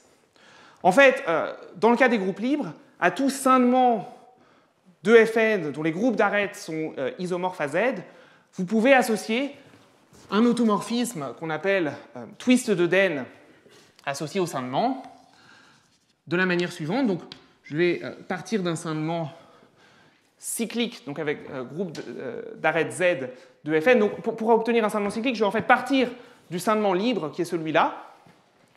Donc là, mon groupe d'arêtes est trivial. Mais pour former un groupe d'arêtes cycliques, pensez que dans l'arbre de Basse-Serre, je vais commencer à plier cette arête-là par son translaté par un élément petit a dans A. Ce qui a pour effet de créer un stabilisateur d'arête cyclique engendré par petit a. Et là, mon nouveau groupe de sommets, appelons-le A', il est de la forme A étoile TAT-1, où ce T, c'est une lettre stable bien choisie pour l'extension HNN, qui est un élément dont un domaine fondamental de l'axe de translation dans l'arbre de Basse-Serre serait donné par le relevé de cette arête, un relevé de cette arête. Bon, donc ça, c'est un Saint-Denis au-dessus de Z du groupe libre. À ce Saint-Denis au-dessus de Z, vous pouvez associer un twist de Den. Donc ce qu'on appelle le twist de Den associé à S, ça va être l'automorphisme qui est l'identité sur le groupe de sommets, sur A, mais en fait sur A', et qui va envoyer la lettre stable T en la multipliant à droite par A. D'accord? Donc ça préserve bien A'. En fait, vous avez un automorphisme qui préserve ce Saint-Denis cyclique, puisqu'il préserve A' et il préserve le groupe d'arêtes A. En fait, qu'est-ce que c'est que le stabilisateur de S? le stabilisateur du scindement cyclique. Bon, bah, si vous avez un automorphisme qui stabilise ce scindement cyclique, quitte à passer à un sous-groupe d'indice 2, vous pouvez supposer qu'au niveau du graphe quotient, il agit comme l'identité, hein, il ne renverse pas l'arête. Quitte à passer à un sous-groupe d'indice 2, je suppose que je suis l'identité au niveau du graphe quotient. Du coup, en particulier, je fixe A', donc un élément dans le stabilisateur. Il induit un automorphisme du groupe de sommet A', mais de plus, il doit préserver les groupes d'arêtes incidents. Donc en fait, c'est un automorphisme de A' qui est relatif, c'est-à-dire qui préserve les classes de conjugaison des deux groupes d'arêtes incidents. Donc vous avez ce morphisme qui est en fait surjectif par une analyse, donc ça c'est une analyse de Gilbert-Levitt. Et qu'est-ce que c'est que le noyau de ce morphisme? Eh bien, c'est des automorphismes qui agissent comme l'identité ici. Et en fait, la seule chose que vous puissiez faire, c'est justement ce twist de Den. Donc c'est le twist, ce groupe cyclique engendré par le twist de Den, c'est le noyau de ce morphisme-là. Si vous voulez y penser géométriquement, pensez que donc, ce groupe libre A ici, qui est de rang 2, hein, si on est dans F3, je peux le représenter géométriquement comme le groupe fondamental d'une rose. Là-dessus, j'ai mon scindement HNN qui me donne une troisième arête, donc ça me représente mon groupe libre F3. Et pour représenter ce scindement cyclique, ce que j'ai envie de faire, c'est, imaginons par exemple que l'élément petit a, ce soit un élément d'une base de A qui correspond à un des deux pétales. Eh bien, pour représenter mon scindement cyclique, je vais venir ajouter un anneau que je colle autour de l'arête blanche et qui va me relier l'arête A avec cette nouvelle arête qui correspond à l'élément TAT-1. D'accord? Donc en fait, je peux réaliser F3 comme le groupe fondamental de ce graphe d'espace. Et dans cette représentation géométrique, le twist de Den, c'est vraiment un twist de Den géométrique autour de la courbe qui est celle qui correspond à l'anneau que vous venez d'ajouter. Cet automorphisme de F3, il est l'identité sur la rose en bas. Et eh bien, la lettre stable T, elle vient faire un tour autour de la courbe, donc elle est multipliée par A. Voilà, donc c'est un petit peu l'interprétation géométrique de ça. Alors, donc ça vous définit un twist de Den associé à un scindement cyclique à une arête, mais évidemment, plus généralement, si S est un scindement cyclique, donc un scindement dont tous les groupes d'arêtes sont isomorphes à Z de Fn à plusieurs orbites d'arêtes, eh bien on peut lui associer naturellement un groupe de twist qui est un groupe abélien qui est engendré par eh bien, les twists associés à chacun des écrasés à une arête de S.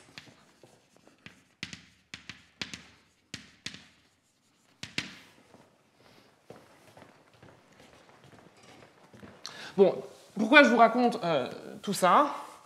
Bien parce qu'en fait, la manière dont fonctionne la démonstration de cette proposition, c'est qu'en fait, on va toujours réaliser l'intersection de ces deux stabilisateurs comme un groupe de twists associé à un certain scindement cyclique.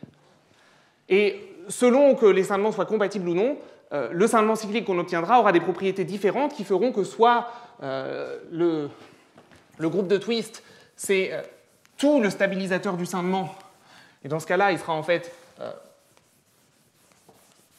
égal à son normalisateur, ou d'indice fini dans son normalisateur, ou soit le stabilisateur du scindement est beaucoup plus gros que le groupe de twist, et dans ce cas-là, il ne sera pas d'indice fini dans son normalisateur. Alors je vais donner les exemples. Donc le premier exemple, c'est un cas où vous avez compatibilité. Donc prenons F3 engendré par A, B et C. Et je vais choisir pour A le facteur libre engendré par A et C, et pour B le facteur libre engendré par B et C. Alors vous voyez que ces deux-là ils sont bien compatibles parce que vous avez un scindement à deux arêtes qui est celui-là, qui s'écrase. Si vous écrasez cette arête-là, vous rendez AC elliptique et vous obtenez le scindement libre associé à A. Et si vous écrasez cette arête-ci, vous rendez BC elliptique et vous obtenez le scindement associé à B. Bon, dans ce cadre-là, qu'est-ce que c'est l'intersection des stabilisateurs? Donc, je vais vous donner la réponse et puis après je vais voir comment la voir comme un groupe de twist. Donc la réponse, c'est que si vous stabilisez A et B, vous allez stabiliser leur intersection C. Donc vous devez être l'identité sur C. Et ensuite, ce que vous pouvez faire, c'est éventuellement multiplier A à droite et à gauche par une puissance de C, et de même multiplier B éventuellement à droite et à gauche par une puissance de C. Et peut-être, potentiellement, vous pouvez inverser A et B. D'accord? Donc tous ces automorphismes-là, ils stabilisent à la fois A et B. Géométriquement, comment je vois ça?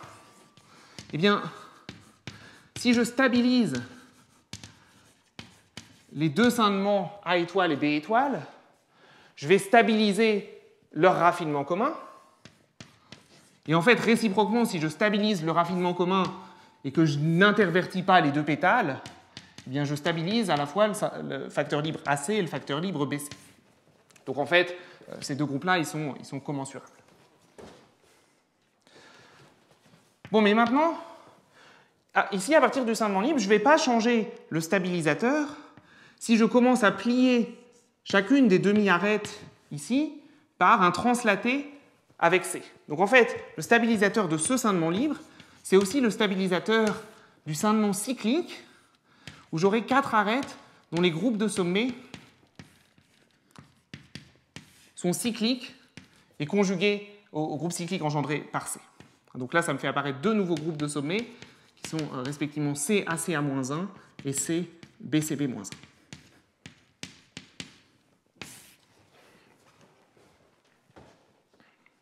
Donc là, imaginez que dans l'arbre de Basse-Serre, j'ai plié chacune des demi-arêtes ici avec son translaté par C. Bon, mais maintenant, j'ai le stabilisateur d'un scindement cyclique. Je peux l'analyser comme tout à l'heure. Donc, le stabilisateur de ce scindement cyclique S, il a un morphisme vers le groupe des automorphismes de chacun des groupes de sommets, celui-ci par exemple, et qui doit préserver les classes de conjugaison des deux groupes d'arêtes incidents. Et puis, même chose ici, vous avez un automorphisme de C BCB-1 qui préserve les deux groupes d'arêtes incidents.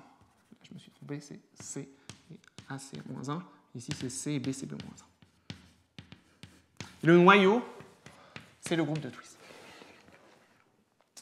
Bon, mais ici, qu'est-ce que vous avez? Vous avez out de F2, un automorphisme de F2 qui préserve chacun des deux éléments de la base. Ce groupe-là, en fait, c'est un groupe fini. La seule chose que vous puissiez faire éventuellement, c'est inverser chacun des éléments de la base, mais c'est tout ce que vous pouvez faire. C'est un cadre sporadique, en fait. Et donc, le stabilisateur de S, stabilisateur de A intersecté avec stabilisateur de B, c'est modulo indice fini près, le groupe de twist associé à S. Et vous pouvez vérifier, hein, si vous regardez quels sont les scindements que vous obtenez en écrasant à chaque fois 3 des 4 arêtes, vous allez retrouver les automorphismes que j'avais donnés au départ. Donc j'ai réalisé l'intersection des stabilisateurs comme un groupe de twist. Mais maintenant, j'affirme que, en fait, le normalisateur de ce groupe de twist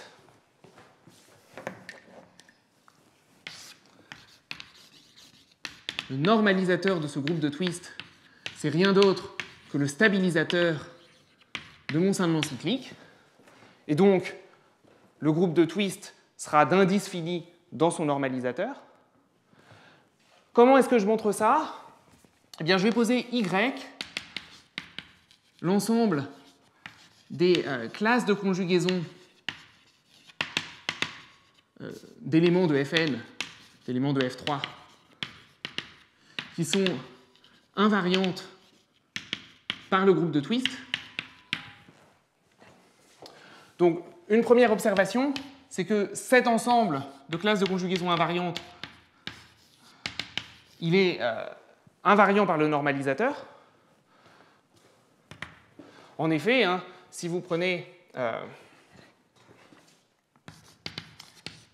une classe de conjugaison invariante et n dans le normalisateur, eh bien n, y est encore invariante par le groupe de twist, puisque si vous appliquez le groupe de twist, vous utilisez le fait que n normalise pour voir que ny est aussi invariante par le normalisateur. Donc y est laissé invariant par le normalisateur.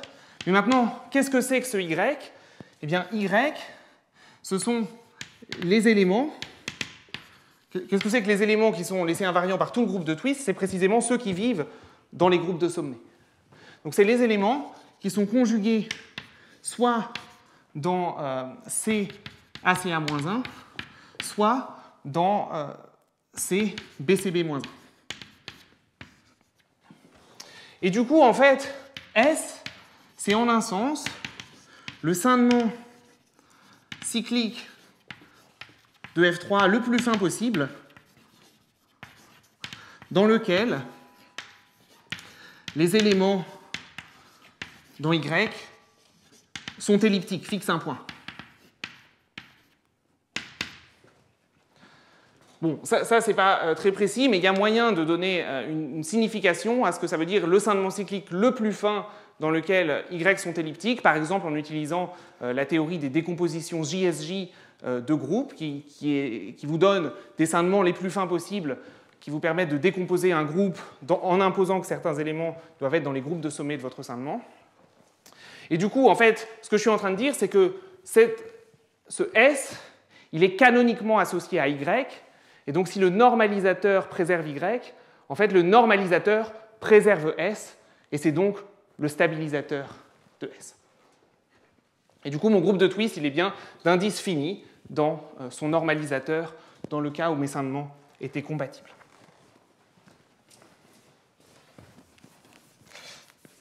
A l'inverse, qu'est-ce qui se passe dans un cadre de scintement non compatible?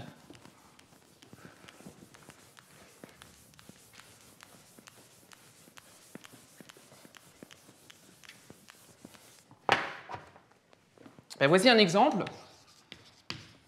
Partons du scintement cyclique de tout à l'heure, où j'avais A étoile TAT-1 et un groupe d'arêtes isomorphe à Z. Et géométriquement, je vais réaliser ça cette fois. Donc ce groupe-là, c'est F3. Je vais le réaliser comme le groupe fondamental d'une sphère à 4 composantes de bord. Et je vais supposer que mon élément petit a que j'avais choisi, il représente une des composantes de bord. Et TAT-1 va représenter une autre composante de bord. Donc comme ça, je réalise F3 comme le groupe fondamental de cette surface qui est maintenant un tor à 2 composantes de bord. Bon, et puis ce que je vais choisir, c'est mes deux facteurs A et B. Ça va être le facteur A dont je suis parti. Et pour B, ce que je vais faire, c'est que je vais prendre un difféomorphisme pseudo-anosophe de ma sphère à 4 trous, et je vais considérer phi puissance n de A, où n, une grande puissance de mon pseudo-anosophe appliquée à A. Bon, bah, ce qui va se passer si je fais ça, en fait, c'est que, donc d'une part, les A et B vont être tellement mélangés l'un par rapport à l'autre qu'en fait, vous pouvez vous arranger pour que les scintements libres A étoile et B étoile ne soient plus compatibles. Et par contre, eh bien, les scintements, donc dans leur stabilisateur commun, dans le stabilisateur commun A et AB, moralement, vous n'allez rien avoir dans le groupe de surface. Et par contre, la seule chose que vous allez avoir, c'est le twist de Den par rapport à cet anneau ici. Donc cette fois, l'intersection des stabilisateurs de A et de B, eh bien, ça va être juste le twist de Den par rapport au scintement S. Et ça, donc le normalisateur de ce twist de Den, ça va toujours être le stabilisateur de S. Mais par contre, eh bien cette fois, le stabilisateur est beaucoup plus gros, puisque dans le stabilisateur, vous avez tout le groupe modulaire de cette sphère à 4 trous. Donc en particulier, vous avez un F2 dans le stabilisateur, et le groupe de twist devient d'indice infini dans son normalisateur. Bon, c'est ça, globalement, l'idée de la démonstration de la proposition, c'est vous réalisez l'intersection des stabilisateurs comme un groupe de twist, et dans un cas, le normalisateur du groupe de twist, donc le normalisateur du groupe de twist, ça va toujours être le stabilisateur du scintement, et dans un cas, le scintement est suffisamment riche pour que son stabilisateur ce soit juste le groupe de twist. Et dans l'autre cas, le scindement est trop lâche et son stabilisateur est beaucoup plus gros que juste le groupe de twist. Voilà, et donc ça, c'est vraiment comme ça que fonctionne la démonstration de la deuxième proposition, et ça conclut la preuve du théorème de Farbendel, ou au moins ici du fait que out de out F3 est trivial.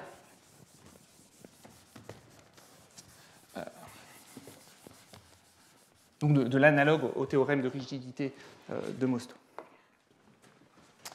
Est-ce que vous avez des questions jusqu'ici?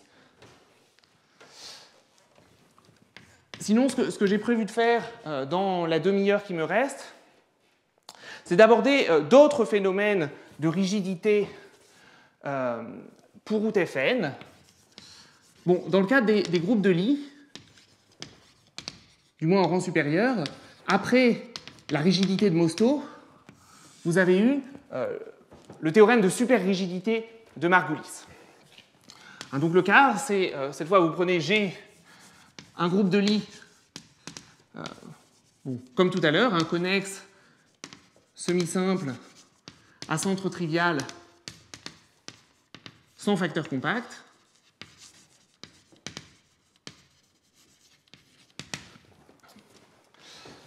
Et alors l'hypothèse supplémentaire à rajouter, c'est de rang réel supérieur ou égal à 2. C'est important ici d'être en rang supérieur. Et toujours, gamma va être un réseau irréductible dans G. Bon, dans ces conditions-là, ce que vous dit le théorème de superrigidité de Margulis, c'est que si vous vous donnez, disons, H, un groupe de Lie simple à centre trivial, eh bien, cette fois, toute représentation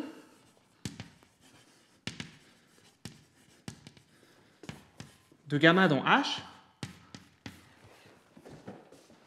donc c'est plus fort que de prendre un isomorphisme entre des sous-groupes d'indices finis. Vous prenez n'importe quel morphisme de gamma vers un autre groupe de Lie, eh bien, en supposant que la représentation ne soit pas triviale, donc disons d'image, déjà je vais la supposer Zariski-dense, parce que sinon c'est qu'en un sens vous avez mal choisi le groupe de Lie au but, et non borné, pas précompacte. Donc si vous avez une représentation d'image Zariski-dense et non bornée, alors eh bien, elle s'étend en fait en une représentation du groupe de Lie ambiant.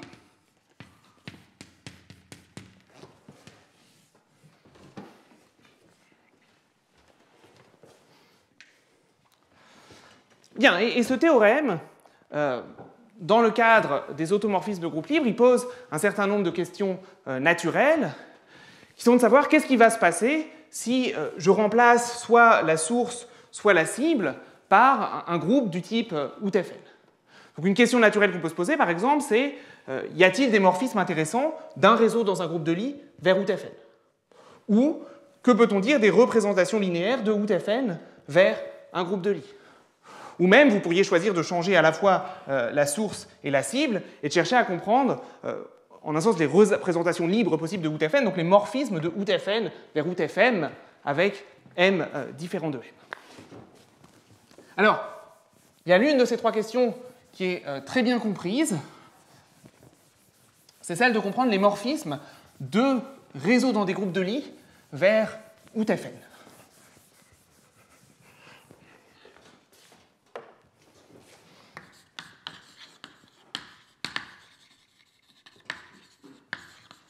Et le théorème phare, ici, c'est un théorème de Brightson et Wade qui vous dit que donc, si je prends un réseau dans un groupe de Lie en rang supérieur comme ci-contre, eh bien, tout morphisme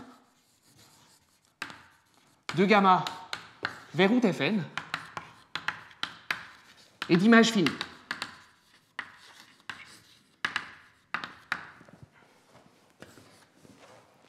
Donc en particulier, out Fn n'est pas un réseau dans un groupe de Lie, mais c'est beaucoup plus fort que ça. Il n'y a aucune manière de représenter gamma de représenter un réseau dans un groupe de Lie dans OutFN de manière intéressante. Alors, bon, ce résultat, il a eu quelques généralisations. Par exemple, donc ici, vous pouvez penser que gamma, ça va être un groupe comme SLNZ, avec n supérieur ou égal à 3. Mimura a montré des énoncés analogues où vous remplacez SLNZ par un groupe du type SLN de Z de crochet X1, XK, quelque chose comme ça. Et puis, si vous êtes prêt à faire l'hypothèse un petit peu plus forte que votre groupe de Lie n'a aucun facteur de rang réel égal à 1, eh bien, vous pouvez montrer des résultats portant sur tout morphisme de gamma à valeur, par exemple, dans le groupe des automorphismes extérieurs de n'importe quel groupe hyperbolique sans torsion. Là encore, ils seront tous d'image fine.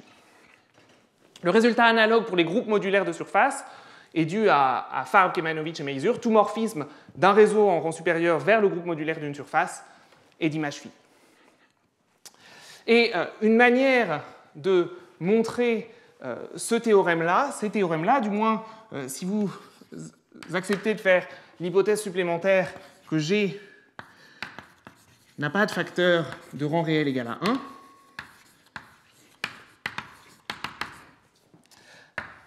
eh bien, c'est d'utiliser le très joli théorème suivant dû à Ethel, qui vous dit que sous cette hypothèse supplémentaire, toute action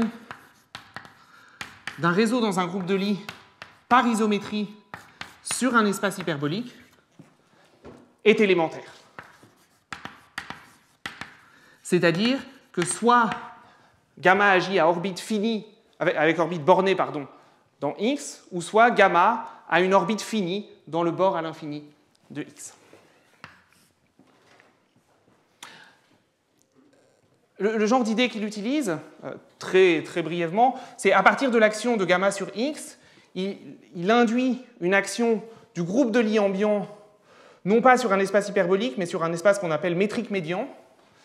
Il montre que les orbites de l'action du groupe de Lie sur l'espace métrique médian sont à croissance sous-linéaire, et ça entre en conflit avec un théorème de Maher et Tiozzo qui vous dit que si vous avez une action non élémentaire d'un groupe sur un espace hyperbolique, alors presque sûrement une marche aléatoire sur votre groupe gamma, quand elle est réalisée sur X, va fuir à vitesse linéaire d'un point base dans X. Bon, mais pourquoi ça permet de montrer le théorème de Bryson et Wade? Eh bien, c'est parce que, justement, OutFN a beaucoup d'actions, OutFN et ses sous-groupes ont beaucoup d'actions sur des espaces hyperboliques, et on va pouvoir utiliser la richesse de ces actions pour montrer qu'en fait, votre morphisme est d'image fine. Donc, démontrons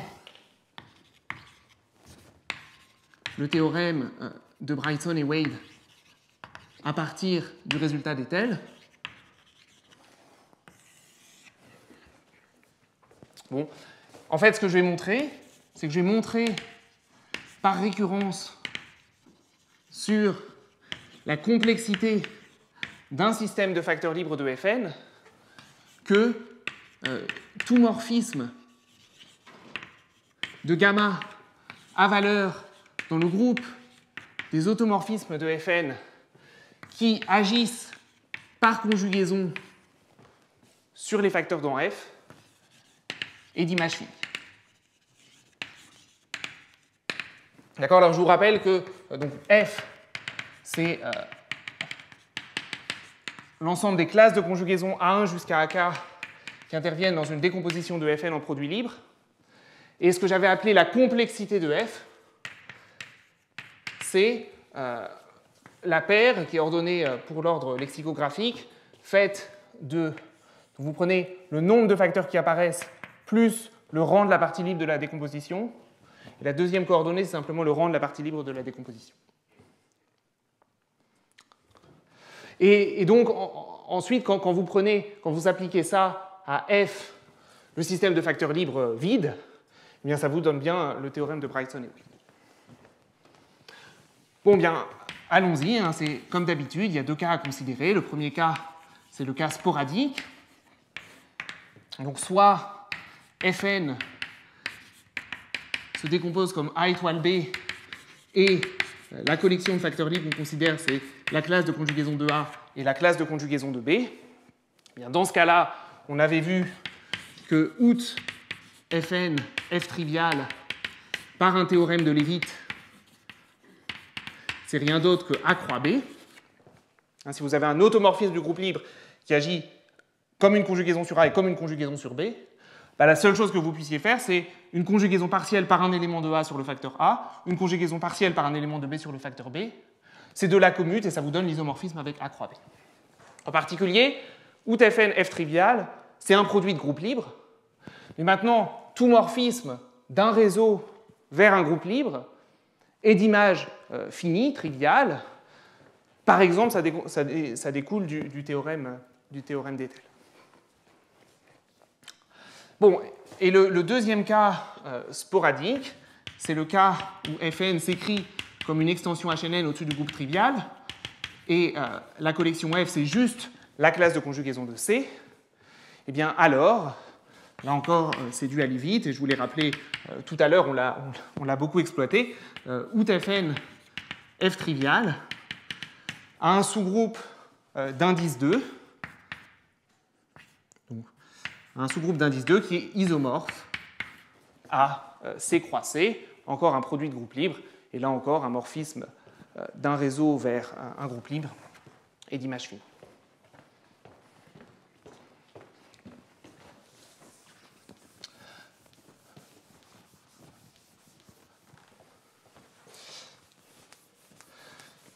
Bien, et donc le deuxième cas, c'est le cas non sporadique.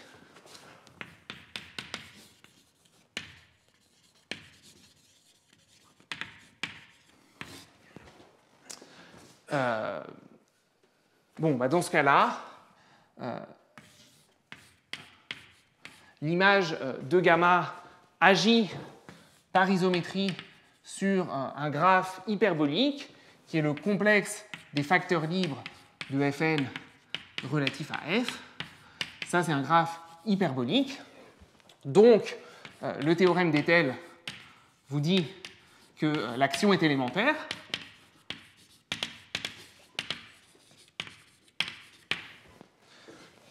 Et à partir de là, vous avez deux possibilités. Soit l'action est à orbite bornée, soit elle fixe un point dans le bord à l'infini.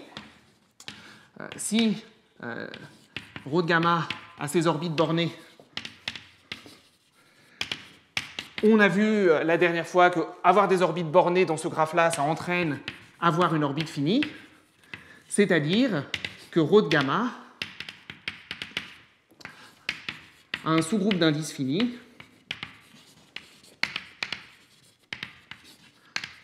qui préserve la classe de conjugaison d'un facteur libre propre relatif à F.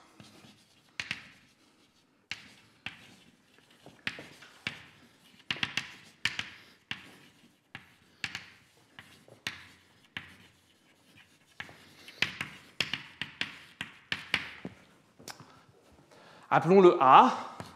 Maintenant, quitte à remplacer ρ de gamma par un autre réseau qui est d'indices finis dans gamma, bien, vous avez un morphisme. Donc, puisque vous préservez A, vous avez un morphisme vers out de A. Mais évidemment, comme vous agissez trivialement sur les facteurs dans F, bien, vous agissez trivialement sur l'intersection avec A des facteurs dans F. Et cette paire-là, A, F restreint à A, elle est de complexité plus faible que Fn relatif à F. Et donc, en fait, ce morphisme est d'image finie. Donc, essentiellement, ρ de gamma 0 est à valeur dans le noyau de ce morphisme. Et le noyau de ce morphisme, eh bien, c'est fait des automorphismes de Fn qui sont l'identité à la fois sur F, mais aussi sur A. Et là aussi, vous pouvez vérifier, c'est un petit calcul facile, que cette paire-là est de complexité plus petite que simplement Fn relatif à F. Et donc, en fait, vous en déduisez que ρ de gamma est fini. Et ça conclut la preuve dans ce cas-là. L'autre cas, c'est le cas où en fait vous fixez un point dans le bord à l'infini.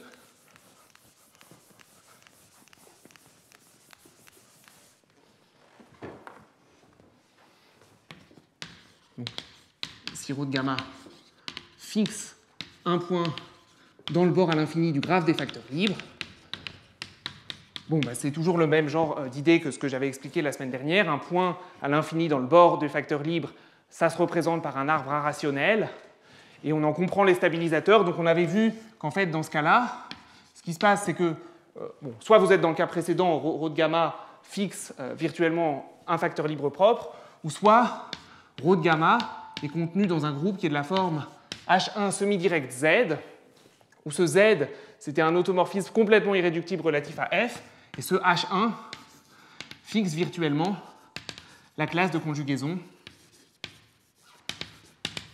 d'un facteur libre propre de Fn relatif à F. Bon, bah là encore, l'image de gamma dans Z, elle va être triviale. Donc en fait, vous êtes à valeur dans H1, mais dans H1, vous pouvez réappliquer cet argument-là pour voir qu'en fait, vous êtes d'image finie. Bon, mais la moralité de tout ça, c'est que OutFN et ses sous-groupes ont suffisamment d'actions intéressantes par isométrie sur des espaces hyperboliques pour que le théorème d'Ethel vous force en fait tout morphisme d'un réseau à valeur dans OutFN à être d'image finie. Bon, alors je voudrais maintenant dire un mot assez bref de ce qui se passe si vous regardez des morphismes soit de OutFN vers un groupe linéaire comme GLMZ ou des morphismes de OutFN vers OutFN avec M différent de N. Et en fait, bon, la situation, elle n'est pas parfaitement comprise. Et la raison, c'est qu'en fait, il y a une variété de phénomènes qui peuvent se produire. Vous avez à la fois des phénomènes de rigidité, mais pas seulement, parce qu'il existe certaines représentations comme ça non triviales. Donc, par exemple, l'exemple le plus bête, c'est vous avez des représentations linéaires de OutFN, puisque vous avez un morphisme naturel surjectif de OutFN vers GLNZ, qui est donné par, vous prenez un automorphisme du groupe libre, et puis vous regardez le morphisme induit en abélianisation.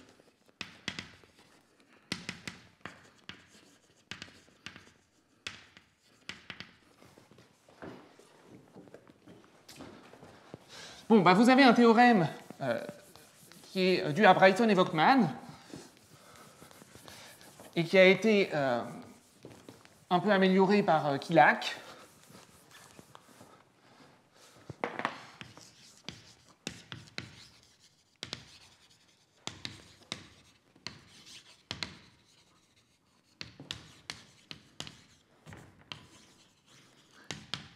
Qui vous dit que si vous prenez, disons, n supérieur ou égal à 6 et petit m inférieur ou égal ou strictement inférieur à nn-1 sur 2, alors tout morphisme de OutFN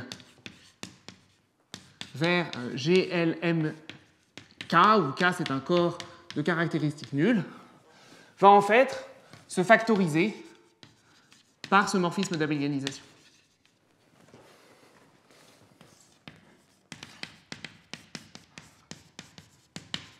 Donc ça vous donne un phénomène de rigidité. De même, les mêmes auteurs montrent, si vous regardez des morphismes de OutFN vers OutFM,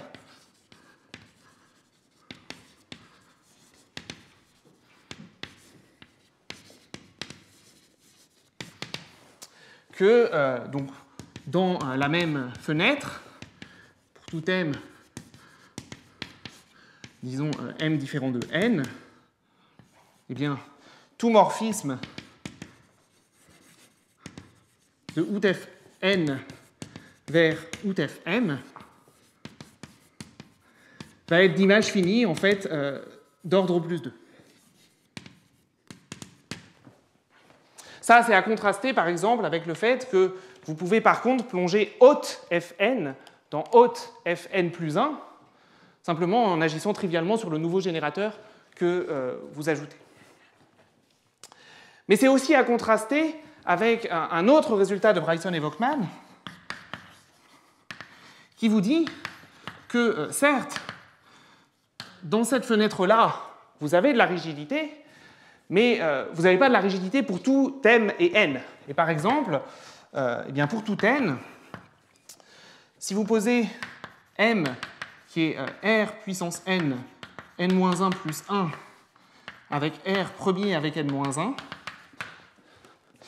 alors out fn se plonge dans out fm. Et la manière dont il montre ce résultat, c'est via des arguments assez explicites, où en fait, donc, ces automorphismes de Fn, il les réalise comme équivalence d'homotopie d'un certain graphe de rang n, et ils arrivent à construire un revêtement de ce graphe dans lequel vous pouvez relever ces équivalences d'homotopie comme un groupe d'équivalences d'homotopie d'un graphe de rang m. Donc vous avez des constructions explicites qui vous montrent des cas où vous n'avez pas ce genre de phénomène de rigidité. Et puis, c'est aussi à contraster avec un autre résultat de Bryson et Volkmann qui vous dit que, en fait, dans la démonstration de ce théorème-là, la torsion dans OutFN est très importante. Et vraiment, la preuve consiste à regarder comment les sous-groupes de torsion de OutFN peuvent se plonger dans OutFM et à aboutir à une sorte de contradiction qui vous force l'image à être finie. Et la torsion est vraiment fondamentale dans ces théorèmes-là, au sens où, par exemple,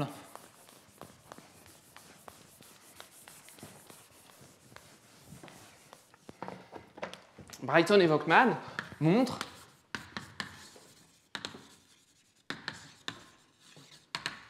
que donc pour tout n, OutFN a un sous-groupe d'indices finis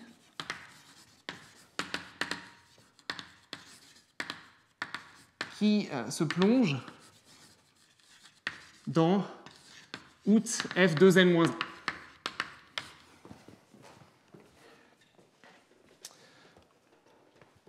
Et en fait, ce qui se passe, c'est que, en général, si vous avez un morphisme du groupe libre vers un groupe fini à centre trivial, eh bien, ce que vous pouvez faire, c'est plonger OutFN, ou trouver un sous-groupe d'indices finis de OutFN qui se plonge dans out de n, où n, c'est le noyau de ce morphisme-là.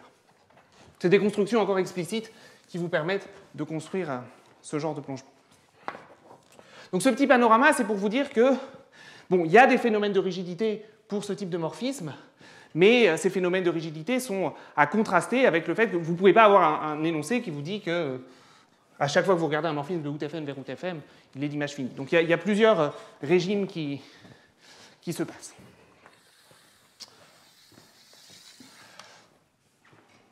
Voilà, ben c'est tout ce que je voulais dire par rapport à ça. Alors pour conclure, j'ai envie de dire que ces phénomènes de rigidité dans OutFN, c'est encore un sujet de recherche très actif, et en particulier, je mentionnais quelques questions ouvertes concernant la rigidité. Donc il y a un type de rigidité qui consiste à dire, est-ce que si je regarde une propriété relativement faible de OutFN, elle me suffit à caractériser le groupe algébriquement. Par exemple, une question, c'est celle de la rigidité quasi-isométrique. Est-il vrai que si gamma est un groupe dénombrable qui est quasi-isométrique à OutFN, pour la distance des mots sur gamma et sur OutFN, alors est-ce que ça entraîne gamma à être commensurable à OutFN? Donc est-ce que c'est vrai qu'il y a un morphisme de gamma vers OutFN d'image d'indices finis et de noyaux finis?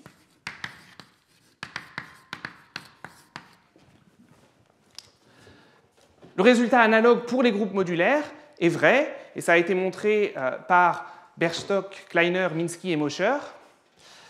Mais en un sens, je pense que la question est assez difficile aujourd'hui avec les techniques dont on a à disposition pour OutFN, parce que il y a une grande différence entre OutFN et les groupes modulaires, c'est que dans OutFN, on comprend très peu la métrique des mots sur OutFN. Dans les groupes modulaires, vous avez des résultats de Mazur et Minsky qui vous relient la distance des mots sur le groupe modulaire aux distances dans différents complexes des courbes associés soit à la surface entière, soit à toutes les sous-surfaces de la surface sigma. Par contre, on n'a pas de résultat de ce genre pour OutFN, et donc en fait la métrique des mots sur OutFN est très peu comprise, ce qui rend difficile une telle question. Il y a une autre question qui me tient à cœur et qui serait un analogue du point de vue non pas de la géométrie des groupes, mais de la théorie mesurée des groupes de cette question-là. Donc, dire que gamma est quasi isométrique à OutFN, par un théorème de Gromov, c'est la même chose que de demander que gamma et OutFN aient deux actions continues et qui commutent sur un espace localement compact grand X, de sorte que ces actions soient proprement discontinues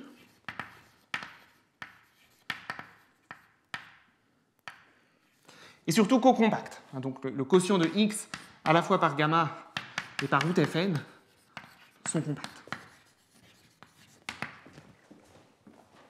Bon, l'analogue dans un cadre mesuré, ce serait de demander si vous avez un groupe gamma dénombrable qui est mesurablement équivalent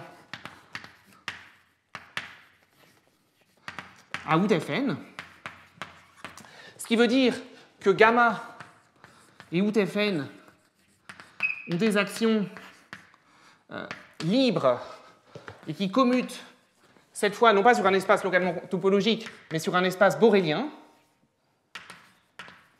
et tel que donc l'analogue, ce serait de demander que l'analogue de co-compact, ce serait de demander qu'ils aient des domaines fondamentaux de mesure finie. D'accord ? Donc votre espace borélien vient avec une mesure infinie. Vous demandez que ces actions préservent la mesure et qu'elles aient chacun un domaine fondamental de mesure finie. Est-ce que ça entraîne que gamma et OutFN sont commensurables?